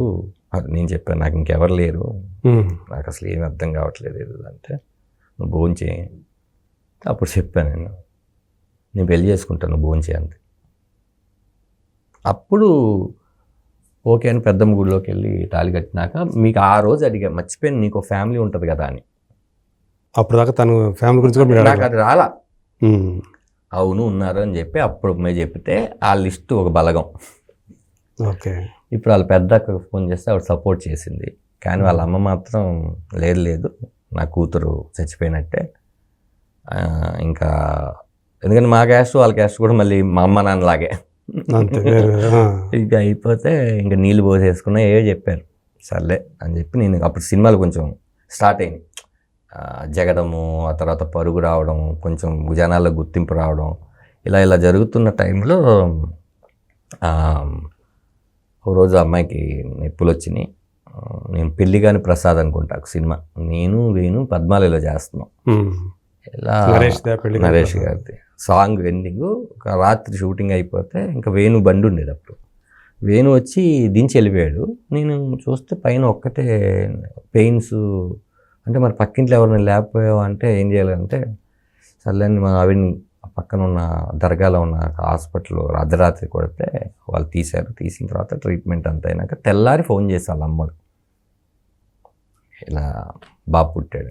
అప్పుడు వచ్చేసి ఇంకా బాబుని చూసుకొని ఇంకెన్ని మర్చిపోయింది అలా కలిసిపోయాను. ఇప్పుడు నాకు ఫ్యామిలీ అంటే ఎవరైనా ఉన్నారు అంటే మా వైఫ్ తరపు నుంచి వాళ్ళు అసలు మామూలుగా చూసుకోరు, అస్సలు మామూలుగా చూసుకోరు. మా తోడళ్ళు కానీ లేకపోతే మా మరదళ్ళు కానీ డెఫినెట్గా మళ్ళీ మా అమ్మేమో మా అమ్మని పెట్టి వెళ్తే మా నాన్నేమో మళ్ళీ ఫ్యామిలీని కలిపాడు అట్లా. సో ఇలాంటి చూడండి ఎన్ని కోణాలు అసలు మీ లైఫ్లో ఇవన్నీ కూడా తలుచుకుంటూ ఉంటే. కాకపోతే మీరు ఈ ప్రయోగాలు చేస్తున్నప్పుడు శిరీష మీకు అండగా నిలవటం, ఆమె అదే మీరు అన్నారు కదా నాకు హీరో అన్నారు కదా, సో ఎప్పుడైనా ఆమె ఏమైపోతాడు ఇట్లాంటివి చేస్తే మనం సంపాదించుకున్నంతా కూడా మళ్ళీ ఎందుకు ఇదైపోతుందేమో అని ఎప్పుడు ఆమె ఆ భయం వ్యక్తం చేయలేదా? డైలీ ఎప్పుడైనా డైలీ కాకపోయినండి ఒక హాఫ్ అన్ అవర్ ఆర్థిక పరిస్థితుల గురించి ముచ్చటించుకుంటాం కూర్చొని సరదా. వాస్తవ పరిస్థితులు చెప్తారా? ఆవిడ చెప్తారు, నేను చెప్తాను. చూడు ఇప్పుడు నెక్స్ట్ మంత్ కారు ఈఎంఐ 13,500, ఇంటి ఈఎంఐ 26,000, అంటే ఇంకా ఖర్చులు గిచ్చులు అంటే పోతే 65,000 or 70,000. ఏంటి పరిస్థితి, బ్యాంకులో ఎంత ఉంది అంటే ఓకే అంటే ఇంకొక 7 months అది సరిపోద్ది. ఈ లోపల నీకేం వస్తుంది, నాకు ఈవెంట్లో ఒక పెళ్లి చేస్తున్నాను దాంట్లోంచి ఇది వస్తుంది, ఓకే ఆ తర్వాత నేను ఒక సినిమా చేయబోతున్నాను దాని నుంచి ఇది వస్తుంది, ఒక రైట్ ఇది ఇంత మాట ఒక 6 నెలలు సెట్ అలా మాట్లాడుకుంటాం. సో ఆమె ఎప్పుడు ఆ పని మొదలు పెట్టారు ఈవెంట్ మేనేజ్మెంట్ అనేది? నా సినిమా ఓపెనింగ్ కూడా తనే డెకరేట్ మొత్తం చేస్తే అప్పుడు కానీ వాళ్ళ అసిస్టెంట్లు చూసి ఏంటి నేనంతా ఎంతమంది ఉన్నారు నీ దగ్గర స్టాఫ్ అన్నా, తను క్విక్లీ అన్నారండి. అప్పుడు అంటే ఈ సినిమా స్టార్ట్ కాకముందే పెట్టుకుంది, ఓకే, కానీ అంత అగ్రెసివ్గా లేదు. అంటే ఆ పెట్టుకోవటంలో కూడా ఆమె ఉద్దేశం ఏంటి, కొంచెం తోడుగా ఉండాలనే లేకపోతే ఫైనాన్షియల్గా సపోర్ట్? అది కాదు, తను ఏంటంటే ఇంట్లో ఒంటరిగా కూర్చుంటే ఏమొస్తుంది, పిల్లలు కూడా పెద్దవాళ్ళు ఉన్నారు, ఇప్పుడు నేను కూడా అంటే అంతే ఉంటుంది కదండి. భార్యదే ఉంటుంది అంటే ఇద్దరం చేదోడు వాదుడుగా ఉంటే సరిపోతుంది కదా, కొంచెం పిల్లల్ని మంచి స్కూల్స్లోకి వేయడానికి ఉంటుంది, రేపొద్దున ఏదైనా వాళ్ళకి ఏదైనా పొలమో లేకపోతే ఏదో కొనడానికి ఉంటుంది కదా. నేను అసలు ఫస్ట్ నమ్మలా, కొడితే ₹1,00,00,000 డైరెక్ట్ అవుతాను సార్ ఏదో చేసుకో సరే. ఇక్కడ ఇంకొక మధ్యలో అడ్డుకోండి, ఇక్కడ ఒక మీరు ఒంటరి వాళ్ళు కదా, తనకు అంత బలంగా ఉంది కదా, ఎప్పుడైనా ఆమెను మీరు అడిగారా, నువ్వు నన్ను ఏం చూసి నేను పెళ్లి చేసుకుంటావు అంటే ఒప్పుకున్నావు అని ఎప్పుడైనా అడిగారా? అంటే అలా అడగలేదు, మీరు చెప్పినట్టు అడిగితే ఏదో సింపతి అంటదేమో అని చెప్పేసి అడగలేదు. కానీ సింపతి కోసం పెళ్లి చేసేసుకుంటారా అంటే నేను బాధపడాల్సి వస్తుంది అదా, అందుకని నేను అడగలేదు. బేసిక్గా నేను అడిగా ఏంటి ఆ రోజు నేను మనమేం అందగాడం కాదు అసలు ఫస్ట్ నేను అడిగాదు, అసలు నేను ఎలా పోషిస్తానో తెలియదు అందగా అసలు ఏంటి ఎందుకు నువ్వు ఓకే అన్నావంటే అదే ఆ రోజు చేసిన ఒక తప్పు ఎంత పెద్దదా అని అంటుంటానని జోక్ చేస్తుంటారు. నిజంగా చెప్పు ఏంటి అంటే ఏదైనా మనం పెళ్లి చేసుకుందాం ప్రేమిద్దాం అన్నదానికి ఒక 100 ఆలోచనలు ఉండవు. ఆ టైంలో ఏమనిపించింది మన ఎమోషను అదే అనిపించింది, నేను చేసుకుంటా అన్నాను. ఓకే, ఒకవేళ అది మనకి ఆ 3 రోజుల్లో కాకుండా ఒకవేళ 1 month అయి ఉంటే మా ఇంటికి నేను వెళ్ళిపోతే వాళ్ళు ఒప్పుకోపోయి ఉంటాయి, లేకపోతే ఏదో జరిగేది. ఆ 3 రోజులు తను నా దగ్గరే ఉంది. ఆ ఇంటికి మేము పెయింట్లు వేయాలి, సున్నాలు వేయాలి, తను వేసింది, తెలియకుండా బాండింగ్ పెరిగింది. అంటే ఎలా ఉంటుందంటే అండి చెప్తాను, ఎంతగా మిమ్మల్ని నమ్మితే ఆమె, మీరు అవివాహితులు ఎవరో తెలియదు, అసలు మీకు తెలుసా మన ఆవిడ ఎలా పోషిస్తావు ఇయే కాదండి, మన ఇద్దరం పెళ్లి చేసుకుంటే ఏంటి పరిస్థితి అని కూడా అడగల. నీకు ఏమి ఆధారం లేదు, ఏమి ఇన్కమ్ లేదండి. ఆ ఇన్స్టిట్యూట్ నుంచి వచ్చే డబ్బులే, ఆ ఇన్స్టిట్యూట్ నుంచి వచ్చే డబ్బులు మా అంటే ఒక 10 మంది పిల్లలు 10 మూళ్ళు, ఆ మూళ్ళలో దానికి ఒక రెంటు గింటు పోతే నేను అనుకున్నాను వీటితో పోషించవచ్చు, నేను తిండికి అయితే ఇబ్బంది ఉండదు అనుకున్నా, ఉండదు, ఇంకేం కావాలి నేను. ఎందుకంటే ఇంకోటి ఈ అమ్మాయి ఫ్యామిలీ ఉంటారు కదా, అంటే నేను ఒంటరివాడిని కదా సార్. నా ఆలోచనలు ఎలా ఉంటాయంటే ఇప్పుడు ఈ అమ్మాయి నాకు ఉంది, ఒక మా అమ్మగారు చనిపోయిన తర్వాత ఒక అమ్మాయి దగ్గర ఉంది, ఈ అమ్మాయిని బాగా చూసుకోవాలని అనిపిస్తుంది. అదే భోజనం వండుతుంది, అంట్లు తోముతుంది, ఇల్లు తుడుస్తుంది. నేను ఒకవేళ బయటికి ఎక్కడి నుంచి వెళ్ళి వచ్చిన తర్వాత అయినా సరే భోజనం పెట్టమ్మా అంటే పలానా పప్పు వండాను ఏ పెడుతుంది. ఇంకా మేము భార్యాభర్తలు అయిపోయినట్టే. ఓకే, మానసికంగా సమాజం కోసం చేసుకున్నాం అంట. ఆ, అప్పుడు మానసికంగా అయితే అప్పుడే ఫిక్స్ అయిపోయారు ఇక ఈ అమ్మాయే. అందుకని అడగలేదేమో బేసిక్గా. తర్వాత కూడా ఎప్పుడు అంటే ఏదైనా కోపాల్లో మనకు చిన్న చిన్న కోపాలు వస్తుంటాయి కదా. అసలు బేసిక్గా సార్ మీరు ఎప్పుడైనా మా ఇంటికి భోజనానికి రండి. మా ఆవిడ నేను ఉన్నంత ఫ్రెండ్లీగా అందరూ అలా ఉండాలని కోరుకుంటాను నేను. గొడవలు అంటారా ప్రతి ఇంట్లో ఖచ్చితంగా ఉంటాయి. కాకపోతే అవి మనల్ని అదేమంటారు ఇది చేసే గొడవలు కాదు. అంటే ఎలా మా ఇంట్లో ఎలా ఉంటాయంటే కొంచెం అక్కడ పెట్టావా, అక్కడ పెట్టమని చెప్పాను కదా, ఇదే మా ఇంట్లో గొడవ. బెడ్షీట్ మడతెట్టమని చెప్పాను కదా, మడతెట్టవా, గీజర్ స్విచ్ ఆపలేదు, కరెంటు బిల్లు ఎంత వచ్చింది తెలుసా, ఇయే తప్ప అన్నింట్లో ఉన్న కాలం తప్ప మాకు పెద్ద లేదు. అదే అంటే ఎప్పుడు మీకు సంబంధించి తనకి ఏమైనా కంప్లైంట్స్ ఉంటాయా? నా మీద నీ మీద ఉన్నాయి, చాలా ఉన్నాయి. టీవీ ముందు ఒకటి కాదు ఇక్కడ చెప్పకూడదు కానీ చాలా ఉన్నాయి. ఓకే, సో మామూలుగా ఎప్పుడన్నా ఇప్పుడు డైరెక్టర్ బాధ్యత అంటే నటుడిగా ఉంటే మనకి ఏ రెస్పాన్సిబిలిటీస్ ఉండవు కాబట్టి. ఉండవు సార్, నటుడిగా కూడా రెస్పాన్సిబిలిటీ ఉంటాయి. స్ట్రెస్ ఏ ఉండదు కదా పెద్దగా. ఆ క్యారెక్టర్ బాగా చేయాలనేదే స్ట్రెస్. అంతే అంతే. ఆ సినిమా ఆడాలనేది స్ట్రెస్సే, మనకు బాగా చేసాం జనాలు నవ్వారా లేదా అనేది స్ట్రెస్సే. కాకపోతే రోజు ఉండదు. కానీ డైరెక్టర్ అయిన తర్వాత నేను అనుకోవటం ప్రతిరోజు ఒక షూట్ చేసుకొని ఇంటికి వచ్చేటప్పటికి మైండ్లో ఎంతసేపు అయ్యే నడుస్తూ ఉంటాయి కదా, బాగా చేసామా లేదా. నేను మీతో ఇప్పుడు మాట్లాడుతున్నప్పుడు కూడా ఆ రికార్డింగ్ ఎలా వచ్చింది అదే ఉంది నా డెఫినెట్గా. రేపు ఎలా చేయాలి ఏంటి ఇదంతా నడుస్తూ ఉంటుంది కదా. ఆ మూడ్లో ఉంటాం. ఇంటికి వచ్చిన తర్వాత ఆ మూడ్కి తగ్గట్టు వాతావరణం ఉండేదా? అంటే మీకు ఇది చెప్తే మరి ఎక్కువ చేసి చెప్తున్నారు అనుకోకపోతే నిజం ఇదే చెప్తాను. ఒకరోజు నేను రాత్రి ఒక 2 గంటలకి సినిమా వర్క్లోనే షూటింగ్ అంతా అయిపోయింది, పోస్ట్ ప్రొడక్షన్ అయిపోయి 2ంటికి వచ్చాను సార్ నేను. ఓకే, మన టీజర్ లాంచ్ చెన్నైలో జరిగింది. ఇది బాలా గారు, బాబీ సింహ గారు చాలా మంది వచ్చారు సముద్రగని గారు పిలవడం వల్ల. సో నేను 2 గంటలకు వచ్చాను ఇంటికి. డోర్ కొట్టంగానే మా చిన్నోడు డోర్ తీసాడు. రాజ్దీప్. నాకు చిన్నోడు ఒకడు ఉన్నాడు కదా అని మర్చిపోయాను నేను. ఎంత ఎంత స్ట్రెస్ అంటే మనం ఆకలేస్తే అన్నం తినాలి, లేకపోతే అన్నం గుర్తురాదు.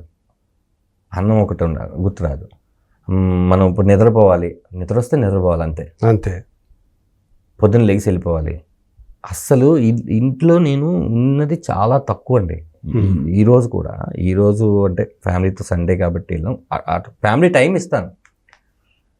ఇంకా అదేమైపోయిందంటే ముందు నన్ను నేను కొంచెం ఇంట్లో పట్టించుకోవట్లేదు అనుకున్నా పర్లేదు. ఇది రిలీజ్ అయిన ఈ సినిమా చేసింది మీకోసం, మీకు అర్థం కావట్లేదు. ఆ తర్వాత బోల్డ్ అంత టైం ఉంటుంది మనకి. బాగా కేర్గా చేయాలి ప్రతి చిన్న విషయం. ఎందుకంటే తప్పులు ఎంచడానికి వచ్చే వాళ్ళు చాలామంది ఉంటారు. అవును. నేను అట్లీస్ట్ నాకు తెలిసిన తప్పులన్నా పూరించుకోవాలి. నాకు తెలియని తప్పు వాళ్ళు చెప్తే అవును కదా నేను ఆలోచించలేదని చెప్పడానికి ఉంటుంది. అట్లీస్ట్ నాకన్నా ఉంటుంది కదా, అవి కూడా చూసుకోవాలి. బట్ కాకపోతే అవునా సార్ అది నేను చూసుకోలేదని చెప్పొచ్చు. కుటుంబ పరంగా వైవాహిక జీవితం పరంగా సో హ్యాపీ అని చెప్పచ్చు సార్. చాలా హ్యాపీగా ఉన్నాను. అందరూ అలాగే ఉండండి. నాదే.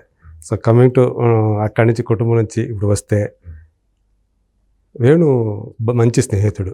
సో బలగంతో తనకి కమెడియన్ వేణులో ఇలాంటి డైరెక్టర్ ఉన్నాడా, ఎంత సెన్సిబుల్ డైరెక్టర్ ఉన్నాడా, ఎక్కడో మూలాల్లో ఉన్నటువంటి ఒక కథని అంటే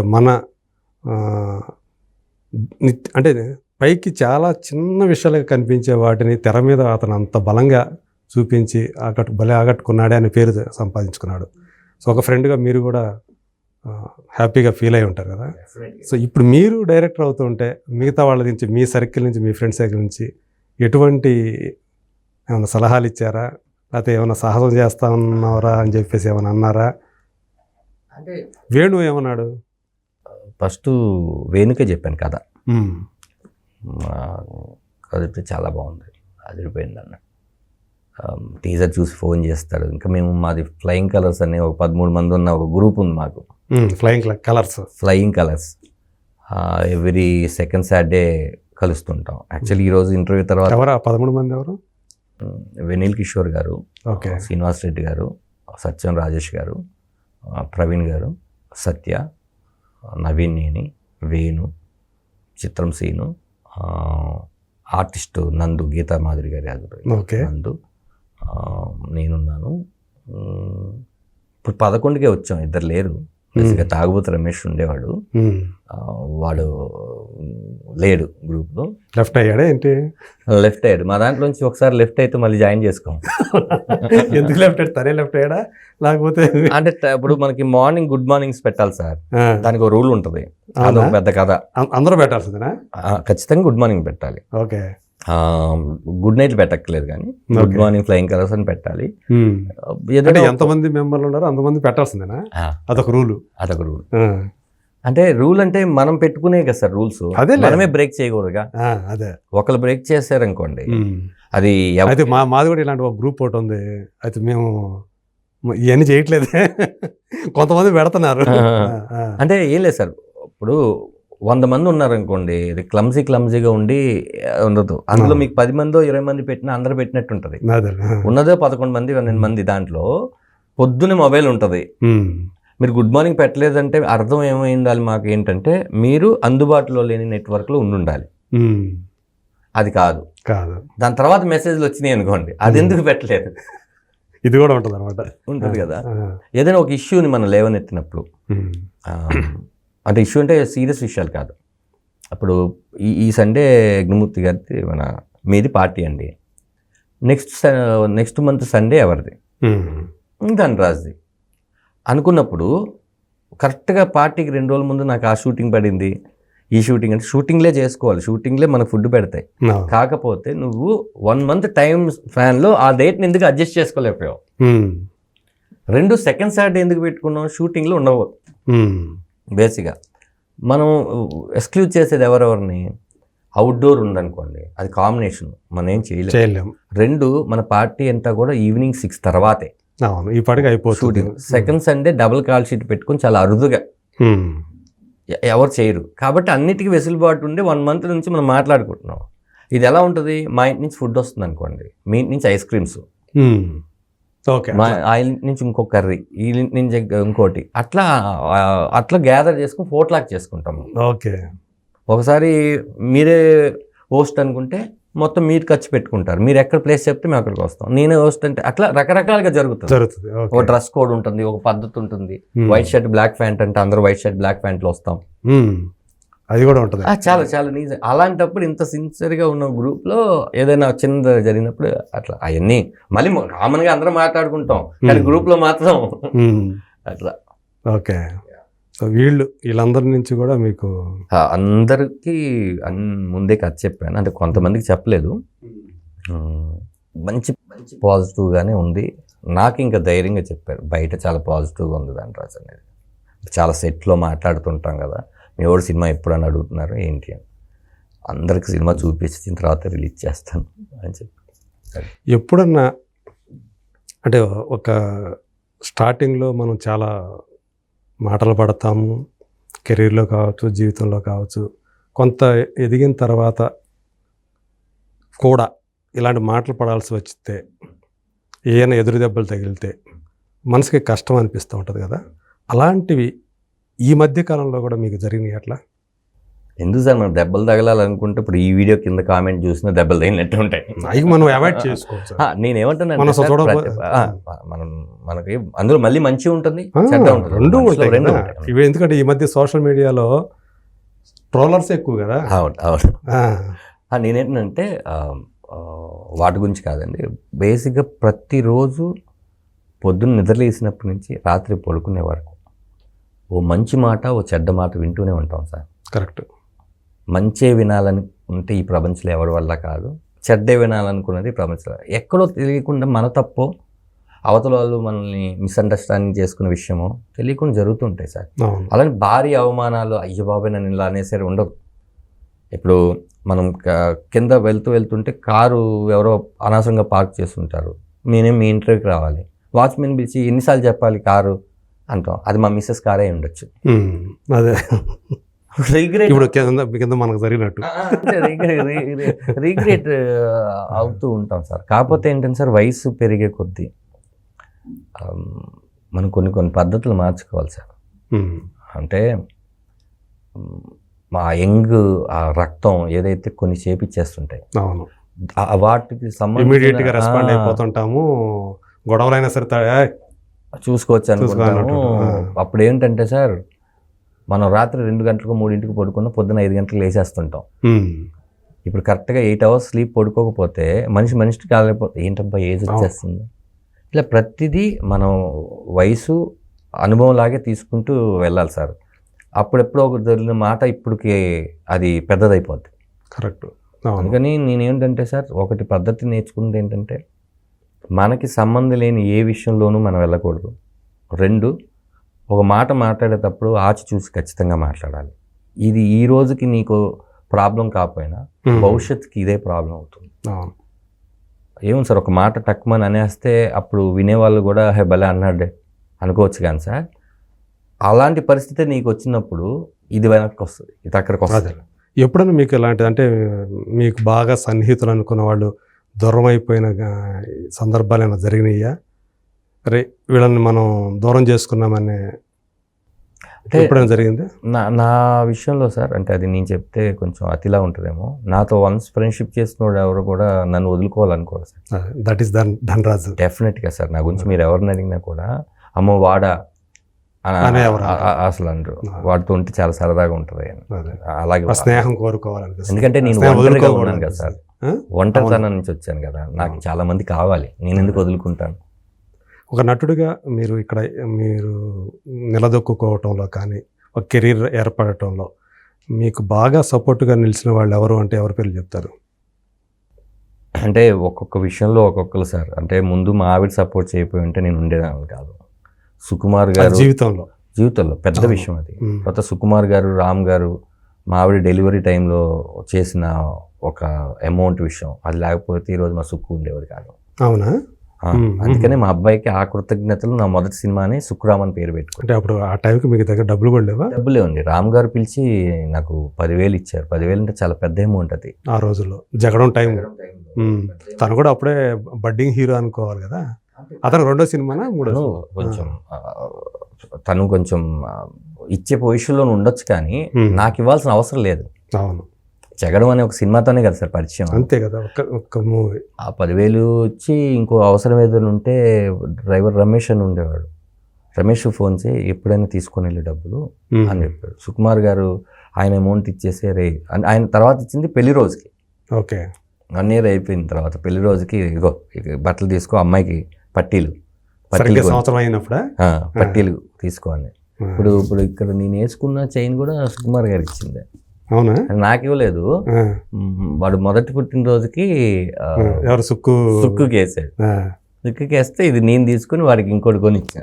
ఓకే, ఇది నా దగ్గర ఉండాలి, నా దగ్గర ఉండాలిరా ఇది అని చెప్పి ఈ చైన్ ఇది 2-3 సార్లు ఎక్కడో పోతే చాలా విలువలు ఆడిపోయింది, మళ్ళీ దొరికేసింది. అంటే ఇంట్లోనే ఎక్కడో ఎడం చేత్తో పెట్టి మర్చిపోతా ఉంటాం కదా, అట్లా జరిగింది. ఎవరండి సుక్కుకి ఇచ్చింది మీరు వేసుకుంటున్నట్టు? ఒరిజినల్ సుక్కుకి తెలుస్తుందేమో, కలుస్తూ ఉంటా కదా. అది ఇంకొకటి ఏంటంటే, ఇలా ప్రతి స్టేజ్లో నన్ను ఒక్కొక్కరు ఆదుకున్న వాళ్ళే ఉన్నారు. స్టిల్ నో నా ప్రొడ్యూసర్ గారు ప్రభాకర్ గారు కానీ, పృథ్వీ పోలవరపు గారు కానీ నమ్మకపోయి ఉంటే, నన్ను దర్శకుడిని మీరు దర్శకుడు చూడకపోయి ఉంటే, సముద్రగని గారు ఆయన చూడకపోతే, శివప్రసాద్ యానాల్ గారు కథ ఇవ్వకపోయి ఉంటే, అలా మనకి ప్రతిరోజు ఒక్కొక్కరు ఆదుకుంటూనే ఉంటారు సార్, మనం గుర్తించాం అంతే. ప్రతి వ్యక్తి ఇంకో వ్యక్తికి అవసరమే సార్ ఇక్కడ. అవును, 100%. మనమే గొప్ప, మనం అనేది ఏం ఉండదు సార్. నాకు తెలిసి మనం ఏం తీసుకెళ్ళగలం అంటే మంచి పేరే తీసుకుని వెళ్ళగలం, ఇంకేమీ తీసుకెళ్ళం. నాకు అర్థమైంది అయితే అదే, ఇంకేం తీసుకుని వెళ్ళాం. ఏంటి ఇప్పుడు మరి ధనరాజులో నటుడిని ఎక్కువగా సాటిస్ఫై చేయబోతారా, లేకపోతే డైరెక్టర్ అయ్యాడు కాబట్టి దీని మీద ఎక్కువ దృష్టి పెడతారా? అంటే ఇన్ ఫ్యూచర్ అంటున్నారు. ఇన్ ఫ్యూచర్ రామం రాఘం 2 చేస్తాను సార్ నేను. అంటే ఇక నేను హీరోగా చేసే సినిమాలకి నేను డైరెక్షన్ చేయనేమో, అంత టెంప్ట్ అయ్యి నువ్వే చేయాలరా అనుకుంటే తప్ప. ఎందుకంటే వాచిపోయింది సార్. అంటే నాకు నేనే యాక్షన్ చెప్పుకొని, నేనే చేసి, నేనే కట్ చెప్పుకొని, మానిటర్ దగ్గరికి వెళ్ళి నేను ఎలా చేశానో చూసుకొని, కెమెరామెన్ గారు ఎలా చేశారో చూసుకొని, పక్కన ఆర్టిస్టులు ఎలా చేసుకున్నారో చూసుకొని, ఇదంతా బాగుంది, మళ్ళీ తమిళ్లో చేయాలి, ఇవన్నీ చూసుకొని వాచిపోయింది సార్. సైమల్టేనియస్గానే తమిళ్లో కూడా చేశారా? షార్ట్ తమిళ్ అయితే ఒక షార్ట్ తెలుగు. ఓకే. ఒక 80% వి షూట్ ద తమిళ్. అందుకని వైడ్ షాట్లు మాత్రం, డ్రోన్లు వైడ్లు మాత్రం వదిలేసి చేసాం. ప్రాపర్గా తమిళ్ కూడా సెన్సార్ చెన్నైలోనే. ఓకే. అందుకనే అంటే డెఫినెట్గా ఇంకో రాసుకున్నాను సార్. నా దగ్గర నుంచి సినిమా వస్తుందంటే మీరు ఖచ్చితంగా ఓ మంచి ఎమోషన్ కంటెంట్ చెప్తాడు, అది కొత్తగా ఉంటుంది అనేది. అంటే ఒక రేపు ఫ్యూచర్లో కూడా మీరు ఏదైతే డైరెక్ట్ చేయబోతారో అది అన్నీ కూడా ఆ ఎమోషన్ అయితే అంటే అన్ని సినిమాలో ఎమోషన్ ఉంటుంది. నేను ఏ జోనర్ తీసుకున్నా ఖచ్చితంగా దాంట్లో ఇప్పుడు కామెడీ తీసుకున్నా లేకపోతే హర్రర్ కామెడీ తీసుకున్నా ఏది తీసుకున్నా అందులో ఒక ఎమోషన్ అయితే చెప్తాను. ఖచ్చితంగా మనసుని స్పృశించేది ఉంటుంది. అది నాకు ఎప్పుడు ఇష్టం. ఎంత నవ్వుకుని వెళ్ళినా కూడా సార్, బేసిక్గా నేను పెదాల్లోంచి వచ్చేదానికన్నా కంట్లోంచి వచ్చే నీరుకి చాలా విలువ ఎక్కువ. ఓకే. ఎందుకంటే జోకేసి నవ్వించాలన్నా ఏదో ట్రై చేయొచ్చు, మిమ్మల్ని ఏడిపించాలన్నా కూడా ట్రై చేయొచ్చు, కానీ ఒకటే సినిమాలో ఈ రెండు ఉండాలనుకుంటున్నాను. అదే, నవ్వించాలి, అవసరమైనప్పుడు ఏడిపించాలి, అవి రెండు ఉంటేనే జీవితం కదా. మన జీవితంలో రెండు ఉంటాయి కదా. అంటే ఇక్కడ తడు ఉండాలి సార్. కరెక్ట్. జేబులో ఉన్న తడితో సినిమాలు తీసే వాళ్ళు కొన్ని తీయలేరు, లోపల ఒక తడు ఉంటుంది. వాళ్ళు ఖచ్చితంగా ఇలాంటి మంచి సినిమాలు చేయాలి. ఏం చేసేవరా నువ్వు, డైరెక్షన్ ఎందుకు దిగేవరా అంటే చెప్పుకోవడానికి నాకన్నా ఒక 4 సినిమాలు ఉండాలి. అన్ని మాత్రం పెట్టుకున్నారన్నమాట అట్లా. సో ఒక పక్కన యాక్ట్ చేస్తూ ఇంకో పక్క డైరెక్షన్ చేస్తూ, ఇప్పుడు మీరు చెప్పినట్టుగా మీరు డైరెక్ట్ చేసే సినిమాలో మాత్రం మీరు చేయరు ఆల్మోస్ట్. అంటే ఇది ఒక స్టేట్మెంట్ లాగా కాదు కానీ నేను 90% చేయకూడదు అనుకుంటున్నాను. ఎందుకంటే ఇంకొక యాక్టర్తో నేను చేసేటప్పుడు ఓన్లీ నాకు డైరెక్షన్ ఇదే ఉంటుంది. అదేంటంటే దానిలో యాక్టింగ్ పట్టుకొని మళ్ళీ డైరెక్షన్ చేయడం అనేది కొంచెం ఇదే. గతంలో ఇలాంటి చేసిన వాళ్ళని తలుచుకుంటే ఏమనిపించేది మీకు? అంటే మన ఎన్టీ రామారావు గారి దగ్గర నుంచి. అదే సార్ నేను అంటున్నాను, అలా చాలామంది. మీకు తరుమూరు సుబ్రహ్మణ్యం గారు చేశారు డైరెక్షన్, మీకు తెలుసు తోకలేని పెట్ట అని చెప్పి చేశారు. మా శ్రీనివాస్ రెడ్డి గారు చేశారు, కమిడీ శ్రీనివాస్ రెడ్డి. మా వేణు చేశారు, ఎన్టీ రామారావు గారు చేశారు. ఇట్లా ఒక్కొక్క ఇండస్ట్రీ నుంచి చాలామంది చేశారు. నేనేమంటున్నానంటే సార్, ప్లస్ ఉంది మైనస్ ఉంది. మనం తీసుకోవాల్సింది ఏంటంటే సినిమాలు ఎందుకు ఆడలేదు, ఈ రెండే ఉంటుంది సార్. రెండే ఉంటుంది. బాగా తీస్తే ఖచ్చితంగా ఆడాయి, బాగా తీయలేదు కాబట్టి ఖచ్చితంగా ఆడలేదు. ఈ రెండే ఉంటాయి. కాబట్టి ప్రతి సినిమా బాగా తీయాలని దర్శకుడు అనుకుంటాడండి. కాకపోతే ఏ క్రాఫ్ట్ ద్వారా అది ఫెయిల్యూర్ అయ్యింది అనే విషయాన్ని గుర్తించుకోవాలి, గ్రహించుకోవాలి. ఎందుకంటే మనకు సమీక్ష కూడా, స్వీయ సమీక్ష కూడా అవసరం. ఖచ్చితంగా సార్. సినిమాకి డబ్బులు రాలేదనే విషయం ఏదైతే ఉందో సార్, అది ఏ దర్శకుడి పని కాదు, ఏ దర్శకుడికి తెలియదు. తెలిస్తే ఆ దర్శకుడు మాత్రమే ఉండేవాళ్ళు. సినిమా అనేది బాగా తీసేవా లేదనేది మాత్రమే దర్శకుడు పని. ఈ సినిమా తీసిన తర్వాత ధనరాజు బలం ఏంటి, ధనరాజు బలహీనత ఏంటి అనే విషయాలు తెలిసాయా? డైరెక్షన్ అంటున్నారా? డెఫినెట్గా అండి. నేను ఎలాంటి సీన్లు బాగా హ్యాండిల్ చేయగలను, ఏంటి ఎలాంటి సీన్లు ఇంకా బాగా నేర్చుకొని చేయాల్సి వస్తుంది అనేది ఉంటుంది. కానీ ఓవరాల్గా అది చూసే ఆడియన్కి ఏమి తెలియకపోవచ్చు. కానీ నాకు నేను పరీక్షించుకుంటే, మైక్రో లెన్స్ వేసుకొని చూసుకుంటే, లేదు ఇది ఇంకా బాగా చేయాల్సిన సీను, ఓకే ఇది 99 ఉంది, ఇది అసలు 101 తేవచ్చు, అక్కడెక్కడో అయ్యింది, అందులో ఖచ్చితంగా నా మిస్టేకే ఉంది, ఎవరి మిస్టేక్ కాదు అది అనేది. నేను ఇందులో రొమాంటిక్ యాంగిల్ కూడా ఉందా లేదా? ఇందులో ఇది love story sir, proper love story. కాకపోతే తండ్రి కొడుకులు ఇందులో తండ్రి కొడుకుల్లో ఎవరు ఎక్కువ ఎవరిని ప్రేమిస్తారు అనేది ఉందా? అది అట్లా ఉంది. తండ్రే కొడుకుని ఎక్కువ ప్రేమిస్తాడు సార్, కొడుకు కూడా తండ్రిని ప్రేమిస్తాడు. అంటే ప్రతి ఇంట్లో ఉండే తండ్రే సార్ ఈ రామం, ప్రతి ఇంట్లో ఉండకూని కొడుకే రాఘవ. ఇలాంటి కొడుకు ఉండకూడదా? ఓకే. ఎందుకు అనేది సినిమా చూస్తే కదా. సినిమా చూసిన తర్వాత అంటే బాగా చాలా ఎడ్జ్లో ఉన్న ఒక తిన్నర్ రైనండి. ఇప్పటివరకు అయితే అది చూడలేదు మీరు ఎక్కడ. ఓకే. ఏదో టీజర్లో వాటిలో చూసినటువంటి బయటికి వెళ్ళిపోవడాలో లేకపోతే నాన్న కోపడ్డాలో ఇదే కాదండి. దీన్ని మించి తెలియని ఒక సస్పెన్స్ సినిమాలో చాలా ఉంది, చాలా ఇంటెన్షన్ డ్రామా ఉంది. ఓకే. లైక్ ఒక క్రైమ్ థ్రిల్లింగ్ ఎలిమెంట్స్తో ఉన్న ఒక డ్రామా అని చెప్పుకోవచ్చు ఇది. ఓకే. క్రైమ్ ఎలిమెంట్ కూడా ఉంది ఇందులో. క్రైమ్ ఎలిమెంట్స్ కూడా ఉన్నాయి. ఓకే. ఈ తండ్రి ఏం చేస్తుంటాడండి అందులో? సబ్ రిజిస్ట్రేషన్ ఆఫీస్లో హెడ్ క్లర్క్ అండి. Okay. Background Amalapuram. Real sub registration ఆఫీస్లోనే షూటింగ్ చేయాలని పట్టుబడ్డాను. వాళ్ళు కూడా సహకరించారు. అక్కడే చేశాను షూటింగ్. ఆల్మోస్ట్ 70% అక్కడే చేశాను. ఇంటీరియర్ వర్క్ మాత్రం కొన్ని డేట్లు అన్నీ చూసుకొని ఆర్టిస్ట్ కాంబినేషన్ చూసి ఇక్కడ చేస్తాను. రాఘవ ఏం చేస్తుంటాడు? రాఘవ బలాదూరుగా తిరుగుతుంటాడండి. అంతే, అంటే బాధ్యతలు ఏమి పట్టించుకున్నట్టు వర్క్ చదివేసి బలాదూరుగా. అంటే సింపుల్గా చెప్పాలంటే ఒక సబ్ రిజిస్ట్రేషన్ ఆఫీస్లో ఉన్న హెడ్ క్లర్క్ కొడుకు 1 గంటకి ఆయనకు మధ్యాహ్నం వెళ్ళి క్యారేజ్ ఇవ్వడమే పని. ఓకే. ఆ తర్వాత ఇది పని లేదు. ఇది వీడి క్యారెక్టరైజేషన్. ఇది ఏదైతే స్టార్ట్ అవుతుందో అంటే సినిమా కూడా సార్ మీకు స్టార్ట్ అయిన 10 నిమిషాల తర్వాత నుంచి ఎండింగ్ వరకు అదే గ్రిప్గా ఉంటుంది. ఆ 10 minutes కూడా బాగుంటుంది. కానీ నేను ఒక చైల్డ్హుడ్ చెప్పాలి, ప్రతి క్యారెక్టర్ని మీకు ఇంట్రడ్యూస్ చేయాలి ఎవరేంటి అని. అంటే 10 నిమిషాల తర్వాత కథకి ఒక కీలకమైనటువంటి మొదటి రీల్ నుంచే కథలోనే ఉంటారు. కథని రీగ్రేట్ చేసి కథలోనే ఉంటారు. నేను ఏదైతే ఆ పతాక సన్నివేశం అందుకోవాలనుకున్నా అది 10వ మూమెంట్ 10వ నిమిషంలో వస్తుంది. అది దానికి సంబంధించిన 10వ మూమెంట్లో వచ్చేస్తుంది. ఓకే, ఖచ్చితంగా. సో మరి ఇలాంటి ఈ రామం రాఘవని మాకు ఎప్పుడు చూపించబోతున్నారు? అందరికి ముందు నేను ప్రెస్ అందరికీ ఒక 1 week ముందే షో వేద్దాం అనుకున్నాం అండి. ఆ తర్వాత రిలీజ్కి ఒక 5 days బిఫోర్ అన్ని పెద్ద పెద్ద సిటీస్లో షోస్ వేసేసి రాఘవ అదే తండ్రి కొడుకులు అందరికీ సినిమా చూపించాలి. అలాగే స్టూడెంట్స్ చూడాలి ముందు ఈ సినిమా. మన చెంచల్గూడలో కూడా అడుగుదాం అనుకుంటున్నాను. ప్రిజనర్స్కి షో వేయాలి. ఖైదీలకి ఎంతో అవసరం ఉంది ఈ సినిమా, చూపించాల్సిన అవసరం. ఖైదీలకు చూడాలి, ఖైదీలు చూడాలి. అంటే అలా కాదు సార్, ప్రతి మనిషి చూడాలి. వాళ్ళకి కూడా తెలుస్తుంది కదా, అంటే ఎలాంటి ఎమోషన్స్కి మనం లొంగిపోయాము, ఎలాంటి ఎమోషన్స్ మనం లొంగిపోకూడదు. ఓకే. ఇది కూడా వాళ్ళకి ఒక ఇదవుతుంది, ఒక పాఠం అవుతుంది. ఓకే. నేను ఆల్రెడీ అడిగి పెట్టాను.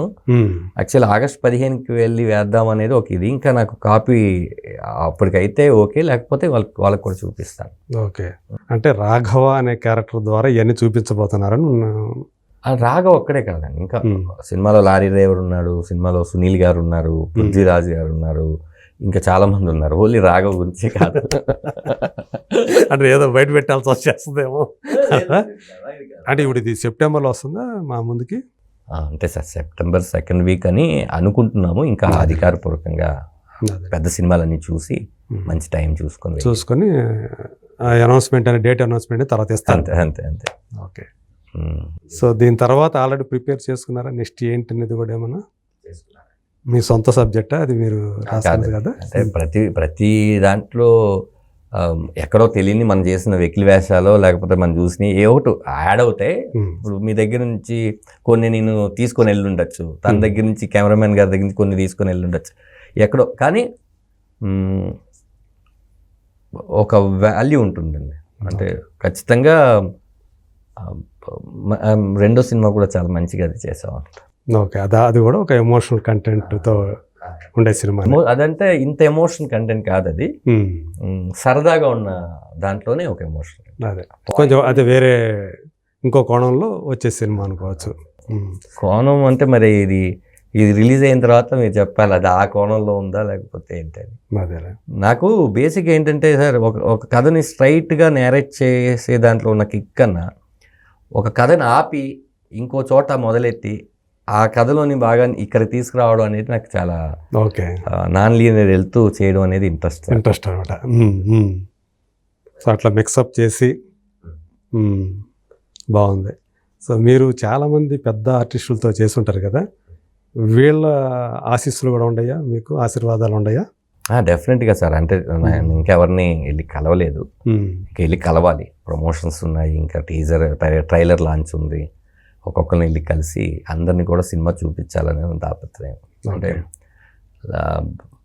లాస్ట్ 20 నిమిషాలు ఖచ్చితంగా కంట్లో నీళ్ళు ఉంటాయి సార్. అదైతే ప్రామిస్ చేస్తాను. ఓకే. ఏడిపించబోతున్నారు అయితే. అంటే ఒక ఎమోషన్ తోటి కదిలించబోతున్నారు. ఎమోషన్గా కదిలించడం పక్కన పెడితే కొన్ని ఏంటంటే సార్, మనం థియేటర్కి వెళ్తాం, సినిమా ఇంటికి రాదు, కానీ ఇది మనతో పాటు వచ్చేస్తుంది. ఓకే. మనతో పాటు నడిచి వచ్చే సినిమా అనమాట అయితే. అవునవును. అంటే ఈ సెన్సార్ స్క్రిప్ట్ రాస్తారు కదండి, వాళ్ళకి ముందే మనం సినిమా పంపిస్తాం స్క్రిప్ట్ రాయడానికి. అంటే చాలా కాంప్లిమెంట్స్ వచ్చినాయి. అండ్ దాంట్లో రాత్రి 2 అయిందండి స్క్రిప్ట్ పూర్తయ్యేసరికి. ఎప్పుడు పొద్దున్న వద్దో మీతో మాట్లాడదాం, నాకేం అవసరం లేదు బేసిక్గా మీతో మాట్లాడడం, నాకెందుకో మా నాన్నకి ఫోన్ చేయాలనిపించింది రాత్రి 2ంటికి. ఓకే ఓకే అండి, అలా చాలామంది చేస్తారనిపిస్తుంది సార్. అదే అండి నా ఇది. సో అక్కడే సక్సెస్ అయిపోయారు ఇక్కడ. అంటే అది 1-to-1 ఒపీనియన్ కదండి. బేసిక్గా ఏంటంటే ఈ విషయం రేపు రిలీజ్ అయినాక నేను అనుకున్నది ఏదైతే అందరు చెప్పారంటే అది నాకు చాలా మంచి బ్లెస్సింగ్. ఖచ్చితంగా చిన్న చిన్నవి ఉంటాయండి ఫ్యామిలీస్లో, ఇంకా అవి చాలా చిన్న చిన్నవి, బయటన అవి పెద్ద పెద్దవి, కానీ ఆ పొర ఏదైతే ఉంటుందో ఆ చిన్న పొరని అలా జరిపేస్తే అయిపోయేదానికి ఆ పొరని పెట్టుకొని చాలా చేస్తుంటాం. అవును. ఆ పొరను దాటేస్తే కనుక ఎవరికి వాళ్ళు మనం దాన్ని అహం అంటాం కదా, అది పెట్టుకొని మనం అంతా కూడా నేనెందుకు తగ్గాలి అని చేస్తాం. బాలకృష్ణ గారు ఇండస్ట్రీకి వచ్చి 50 సంవత్సరాలు పూర్తవుతున్నాయి.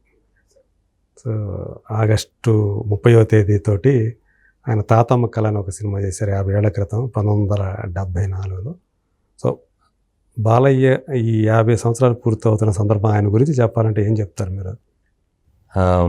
నేను ఆయనతో ఒకే ఒక సినిమా యాక్ట్ చేశానండి. సినిమా పేరు రూలర్. ఓకే. మీరు నమ్ముతారో లేదో, చాలామందిలో ఉన్న అపోహ నాకు కూడా ఉండేది అప్పటిదాకా. అంటే మనం ఏదైనా అడగకుండా మాట్లాడితే ఏమన్నా అనుకుంటారేమో, లేకపోతే తిడతారేమో. నేను ఎలా నేను శ్రీనివాస్ రెడ్డి గారు, రఘుబాబు గారు కాంబినేషన్ అండి. కేఎస్ రవికుమార్ గారు డైరెక్టర్. బ్యాంకాక్లో shooting sir. నేను వెళ్ళంగానే పైన టిఫిన్ చేస్తున్నాను, ఆయన వచ్చారు. ఇంకా వెళ్ళలేదా అన్నారు. అనగానే నాకు అంటే మా వాళ్ళు అందరు వెళ్ళిపోయారు. నేనేంటంటే పక్క హోటలే కదా, ఒక బండి పెడతారు. మీకు ఎలా ఉంటుందంటే యుఎస్ కానీ లేకపోతే ఇలాంటి షూటింగ్స్కి వెళ్ళినప్పుడు అందరూ కలిసి ఒక బస్సులో వెళ్ళాలి, కోఆర్డినేట్ చేసుకోవాలి. నేను పక్కనే కదా, నాకు తెలిసిపోయింది అది 2వ రోజు. అంటే నేను సార్ ఆ టిఫిన్ తినేసి వెళ్ళి తప్పే ఉందన్నారు. అదేంటి, దాని తర్వాత లొకేషన్కి వెళ్ళిన తర్వాత భోజనం చేస్తుంటే నేను పొద్దున్నే 4ంటికి వెళ్ళి లేచిపోతాను, అందుకని బ్రేక్లో నేను ఒక హాఫ్ అన్ అవర్ పడుకుంటాను అన్నారు. ఓకే అని, నిద్ర వస్తుందా అని చెప్పి నన్ను పక్కన పడుకోవచ్చాడు. 2 పోయినాయి. ఆ తర్వాత నుంచి చెప్పకూడదు సార్, అసలు ఆయన చూసి పెరిగాము సినిమాలు. నేను చిరంజీవి గారి అభిమాని బేసికల్గా. నేను అలా చూస్తూ ఉంటే ఆయన సరదాగా కార్డ్స్ ఆడదామన్నారు. కార్డ్స్ ఆడి ఈ లోపల వసుంధర గారు అండ్ అందరూ వచ్చారు. బట్ ధనరాజ్ అని, అంటే నాకెందుకు తెలియదు అంటే నేను జబర్దస్త్ చేస్తాను. నేను మీకు తెలుసు, మీ ఇంట్లో నన్ను చూశారనమాట. చాలా ఉప్పొంగిపోయాను సార్ ఆయన. అంటే ఎంత చిన్నపిల్లోడిలాగా ప్రవర్తించారంటే ఆయన. అప్పుడు ఆవిడ అన్నారు, బాబు ఆయనకు కొంచెం కోపం ఏమన్నా అంటే నేను కోపపడ్డాను ధనరాజ్, చూడు నా మీద ఎలాంటి అపోహ వేస్తుంది అని కూడా అన్నారు ఆయన. సార్ నేను అసలు అలా అనుకుంటారు ధనరాజ్, ఇప్పుడు ఎలా ఉంటుందంటే కలిసే వరకు తెలియదు కదా. అవును సార్, అసలు అది వెళ్ళే రోజు ఎయిర్పోర్ట్లోనే షూటింగు. ఆయన సార్ మాకన్నా ఒక అసిస్టెంట్ ఉన్నాడు సార్ అక్కడ, కాబట్టి మేకప్ మెన్ వాళ్ళు రానివ్వలేదు. ఆయనకు ఒక మేకప్ మెన్ సార్, ఆయన సంచి ఆయనే తీసుకొచ్చి ఎయిర్పోర్ట్లో సార్ లుంగి ఒకటి తెచ్చుకొని డ్రెస్ అక్కడే మార్చుకొని మొత్తం అంతా వేసుకొని ఆయన మొత్తం అంతా సెట్ చేసుకొని వచ్చి రెడీ అన్నారు సార్. మాకు సిగ్గు అనిపించింది. మనం ఎక్కువ సార్ ఆయనే మీకు అక్కడ ఏమైనా నిద్ర వస్తే అక్కడే పడుకుంటారు ఆయన. ఆయనంత సింపుల్ గా నేను అంటే పెద్ద హీరోలతో వర్క్ చేసింది నేను. Simplest man. నేను అసలు వామ్మో ఏంటి అని వెళ్ళేటప్పుడు వెళ్తాను. దాని తర్వాత ఇంకా దాని ముందు మర్చిపోయాను, శ్రీమన్నారాయణ చేశారు. ఓకే. అప్పుడు ఇంత ర్యాపో లేదు, ఎందుకంటే నాది ఒక సీనే, ఒక సీన్ మాట్లాడేసాము అంతా అయిపోయింది. ఆ తర్వాత రోలర్లో చేశాను అనమాట. వెళ్ళిపోయేటప్పుడు జాగ్రత్త, ఆల్ ది బెస్ట్ అని చెప్పారు. ఓకే అని చెప్పాను. ఒకసారి అదిరింది షూటింగ్ ఏదో 7 ఏకలు జరుగుతుంటే ఆయనది సాంగ్ జరుగుతుంది, జై బాలయ్య సాంగ్ జరుగుతుంది. ఆయన అక్కడ ఉన్నారు. సార్ బాగున్నారా అని అనగానే బాగున్నా ఏం జరుగుతుందంటే హిట్, నేను కూడా వస్తా కొద్దిసేపు తర్వాత అన్నాడు. ఓకే సార్, చాలా గోల్డ్ ఆర్ట్ అండి. ఆయన అర్థం చేసుకుంటే కనుక చాలా మంచివాడు. ఇవన్నీ ఏంటంటే సార్ ఫైనల్గా నేను చెప్పొచ్చేది ఏంటంటే సార్, ఎవరైనా కూడా మనకి పరిచయం అయ్యి మనతో బిహేవ్ చేసిన విషయమే చెప్పాలి సార్. అవును. మిగతా ఏది వాళ్ళని విన్నారు, కన్నాను, చూశాను, ఎన్ని కూడా అలా అంట కదా, ఇలా అంట కదా అంటే అలా ఇలా అంటుంటే ఎన్నైనా చెప్పొచ్చు సార్. కరెక్ట్. మరి అవి మాత్రం బాలయ్య గురించి మనకి బయట వినిపించే ఎన్నో ఉంటాయి. మనం ఆయన దగ్గరికి వెళ్ళి ఆయనతో మాట్లాడి ఆయనతో కాసేపు గడిపిన తర్వాత ఏంటనే తెలియదు. నాకన్నా ఎక్కువ మీకే తెలిసి ఉంటుంది కదా. సో ఆ స్వీయ అనుభవం అనేది తెలిసిన తర్వాత అరే మనం విన్నదానికి మనం చూసిన దానికి ఎక్కడ సంబంధం లేదా పొంతం లేదా అని అనిపిస్తుంది. అట్లాంటి వ్యక్తి కరెక్ట్ బాలయ్య గురించి బయట చెప్పుకునే మాటలకు అనేక మాటలు, ఆయనతో మనం కలిసి ఉంటే ఉన్నదానికి సంబంధమే ఉండదు ఎక్కువ. అదే. సో అట్లా కూడా. సో ఇప్పుడు మీరు అని చెప్పారు కదా, మరి చిరంజీవి గారికి మంచి అభిమాని కదా, చిరంజీవి గారి ఆశీస్సులు ఏ విషయంలో ఎప్పుడన్నా తీసుకున్నారా? అదే ఈ ట్రైలర్కే వెళ్దాం అనుకుంటున్నాను సార్. ఆయన పుట్టినరోజు వెళ్దాం అనేది. అంటే బేసిక్గా సార్ నేను ఒక్కసారి చిరంజీవి గారిని కలిశానండి, అంతే ఒక్కటేసారి. నేను ఆయనతో యాక్ట్ చేసేటప్పుడు కలవాలి కానీ నా ఎమోషను తగ్గిపోకూడదు. తగ్గిపోవడం అంటే ఇంతేనా అని నేను ఎక్కువసేపు ఆయనతో ఉండాలి అంటే నా ఎమోషన్ నాకు ఉంటుంది కదండి, ఎందుకంటే నా చిరంజీవి కదా బేసిక్గా. అది కూడా అంటే మీలే ఎవరు కోటీశ్వరుడు జరుగుతుంది, పక్కనే నా షూటింగ్ అదిరిందే అన్నపూర్ణలో. నేను నాగబాబు గారిని అడిగితే నాకు 2 నిమిషాల పని నాగబాబు గారిని అడగడం. ఆయన ఎప్పుడో చోట పలానా రోజు వెళ్ళుదని రాదని చాలా మంది కూడా వెళ్ళారు. మీరు జబర్దస్త్ వాళ్ళు కానీ మిగతా వాళ్ళందరూ కానీ మీరు చూసారు, ఏ రోజు మీరు ఎక్కడ నన్ను చూసుండరు. అవును, అడగచ్చు. కానీ అలా కాదు, నేను మొత్తం చెప్పాలి ఆయనకి, సార్ ఇలా చెప్పాలి అనుకుంటా. అయితే నేను అలా నడుచుకుంటూ వస్తున్నానండి, చిరంజీవి గారు వస్తున్నారని మొత్తం బౌన్సర్స్ వాళ్ళందరూ వెళ్తున్నారు. నేను ఆ మూల నుంచి ఉంటే ఆయన అప్పుడే ఖైదీ నెంబర్ 151 అయిపోయింది. ఇలా దండరాజ్ బాగున్నావు అన్నారు. ఉండే చల్లగా అయిపోయిందండి. నా పక్కన జోష్ రవి అని ఒక ఆర్టిస్ట్ ఉన్నాడు. రవి పిచ్చ ఫ్యాన్. నేను సార్ నా పేరు మీకు తెలుసా అంటే నాగబాబు చెప్తుంటాడా, నేను జబర్దస్త్ జగదగిరి అట్లా వస్తుందల్లా లేడీ గెటప్ చేసావు కదా, బాగా చేసావు అని పక్కన ఇతను జోష్ వచ్చి చేశారు. ఇంకేంటి సార్ అంటే మీరు వచ్చిన తర్వాత ఎలా ఆదరిస్తారు అనుకున్నాను. ఖైదీ 151 మీరు ఖైదీ నెంబర్ 150 ఇంకా అదే ప్రేమ చూపించారా, ఇది ఇంకా చేస్తాను అంటే సార్ మీరు ఎక్కువసేపు ఉండకండి సార్, నాకు గుండె ఆగిపోద్ది అన్నాను. ఇదే అన్నా నేను. అన్నారు ఫోటో కావాలా అన్నారు. సార్ అంటే ఆ పక్కకి ఆయనే తీసుకొచ్చి ఫోటో తీసుకుని వెళ్ళి అప్పుడు చిరంజీవి గారికి నేను తెలుసు, నేను కలవాలనుకున్న వ్యక్తిని కలిశాను. ఎస్, నేను ఇప్పుడు ఆయన పక్కన యాక్ట్ చేయాలి, ఆయన సినిమాలో యాక్ట్ చేయాలి. ఎందుకంటే లేకపోతే ఒక అర్థం ఉండదు. నేను ఊరి నుంచి పారిపోయి వచ్చిన దానికి ఈ విషయం చెప్దాం ఆయనకి. సార్ ఎంతోమంది అభిమానులు ఉన్నారు మీకు, వాళ్ళల్లో నేను కూడా ఒక అభిమాని, కానీ మీరు చాలామంది కోరికలు తీర్చారు. నాకేంటంటే మీ సినిమాలో ఒక్క సీన్ చేసుకుంటే నాకేంటంటే అమ్మయ్య ఇదే అయిపోయింది, ఇంకేదైనా కొత్త గోల్ పెట్టుకుందాం అంటే, లేకపోతే ఇది నన్ను వెంటాడుతూ ఉంటుంది. అదే నేను వచ్చిన దానికి ఒక సార్థకత చేరుతుంది. అందుకనే వెళ్దామని అనుకుంటున్నాను. ఓకే, సో ఇప్పుడు దాకా ఇంకా రాలేదు, అది ఆ మూమెంట్ రాలేదు. పర్సనల్గా వెళ్ళాలి కదండి, ఆయన టైం కూడా మనం వేస్ట్ చేయకూడదు కదా. అదే అసలు నా ట్రైలర్ ఉందోనో, లేకపోతే నేను టీజర్ చేశానో, లేకపోతే నా ఫంక్షన్ లేదా మీ బ్లెస్సింగ్ కావాలనో, వీళ్ళు మాట్లాడడానికి ఒక అకేషన్ కావాలి. ఇంకేముంది ఇంకా 10 రోజుల్లో వచ్చేస్తుంది, ఆయన బర్త్డే వచ్చేస్తుంది. ఆయన ఇక్కడే ఉంటే కనుక వెళ్తా, లేకపోతే ఆయన వచ్చిన తర్వాత అదే సాధారణంగా ఉండరు అనుకుంటా బర్త్డే టైంకి, మరి చూడాలి మరి ఆయన ఉంటుంది. కానీ అదే మీరు అన్నట్టు ఆయనతో కలిసి నటించే అవకాశం ఇంకా రాలేదు. అదే దానికోసం ఎదురు చూస్తూ ఉన్నారు. వస్తుందండి, ఎందుకంటే ఖచ్చితంగా నా కోరికలో నిజాయితీ ఉంటే, నేను అది బలంగా సంకల్పించుకుంటే ఖచ్చితంగా అవుతుంది. అదే సో అన్నీ 1 by 1 అన్నీ జరుగుతూ వస్తుంటాయి అంతే. Okay, thank you so much Dhanraj గారు.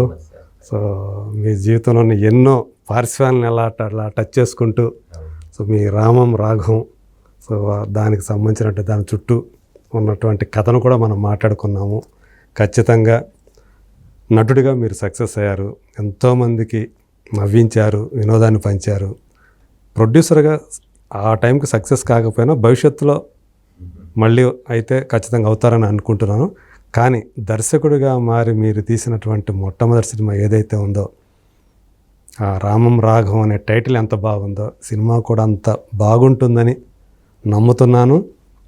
ఖచ్చితంగా దర్శకుడిగా ధనరాజ్ పేరు మొదటి సినిమాతోటే వార్తలో నిలుస్తుంది, నిలవాలని మనస్ఫూర్తిగా కోరుకుంటూ, దర్శకుడిగా కూడా మంచి పేరు తెచ్చుకోవాలని మనసారా కోరుకుంటున్నాను.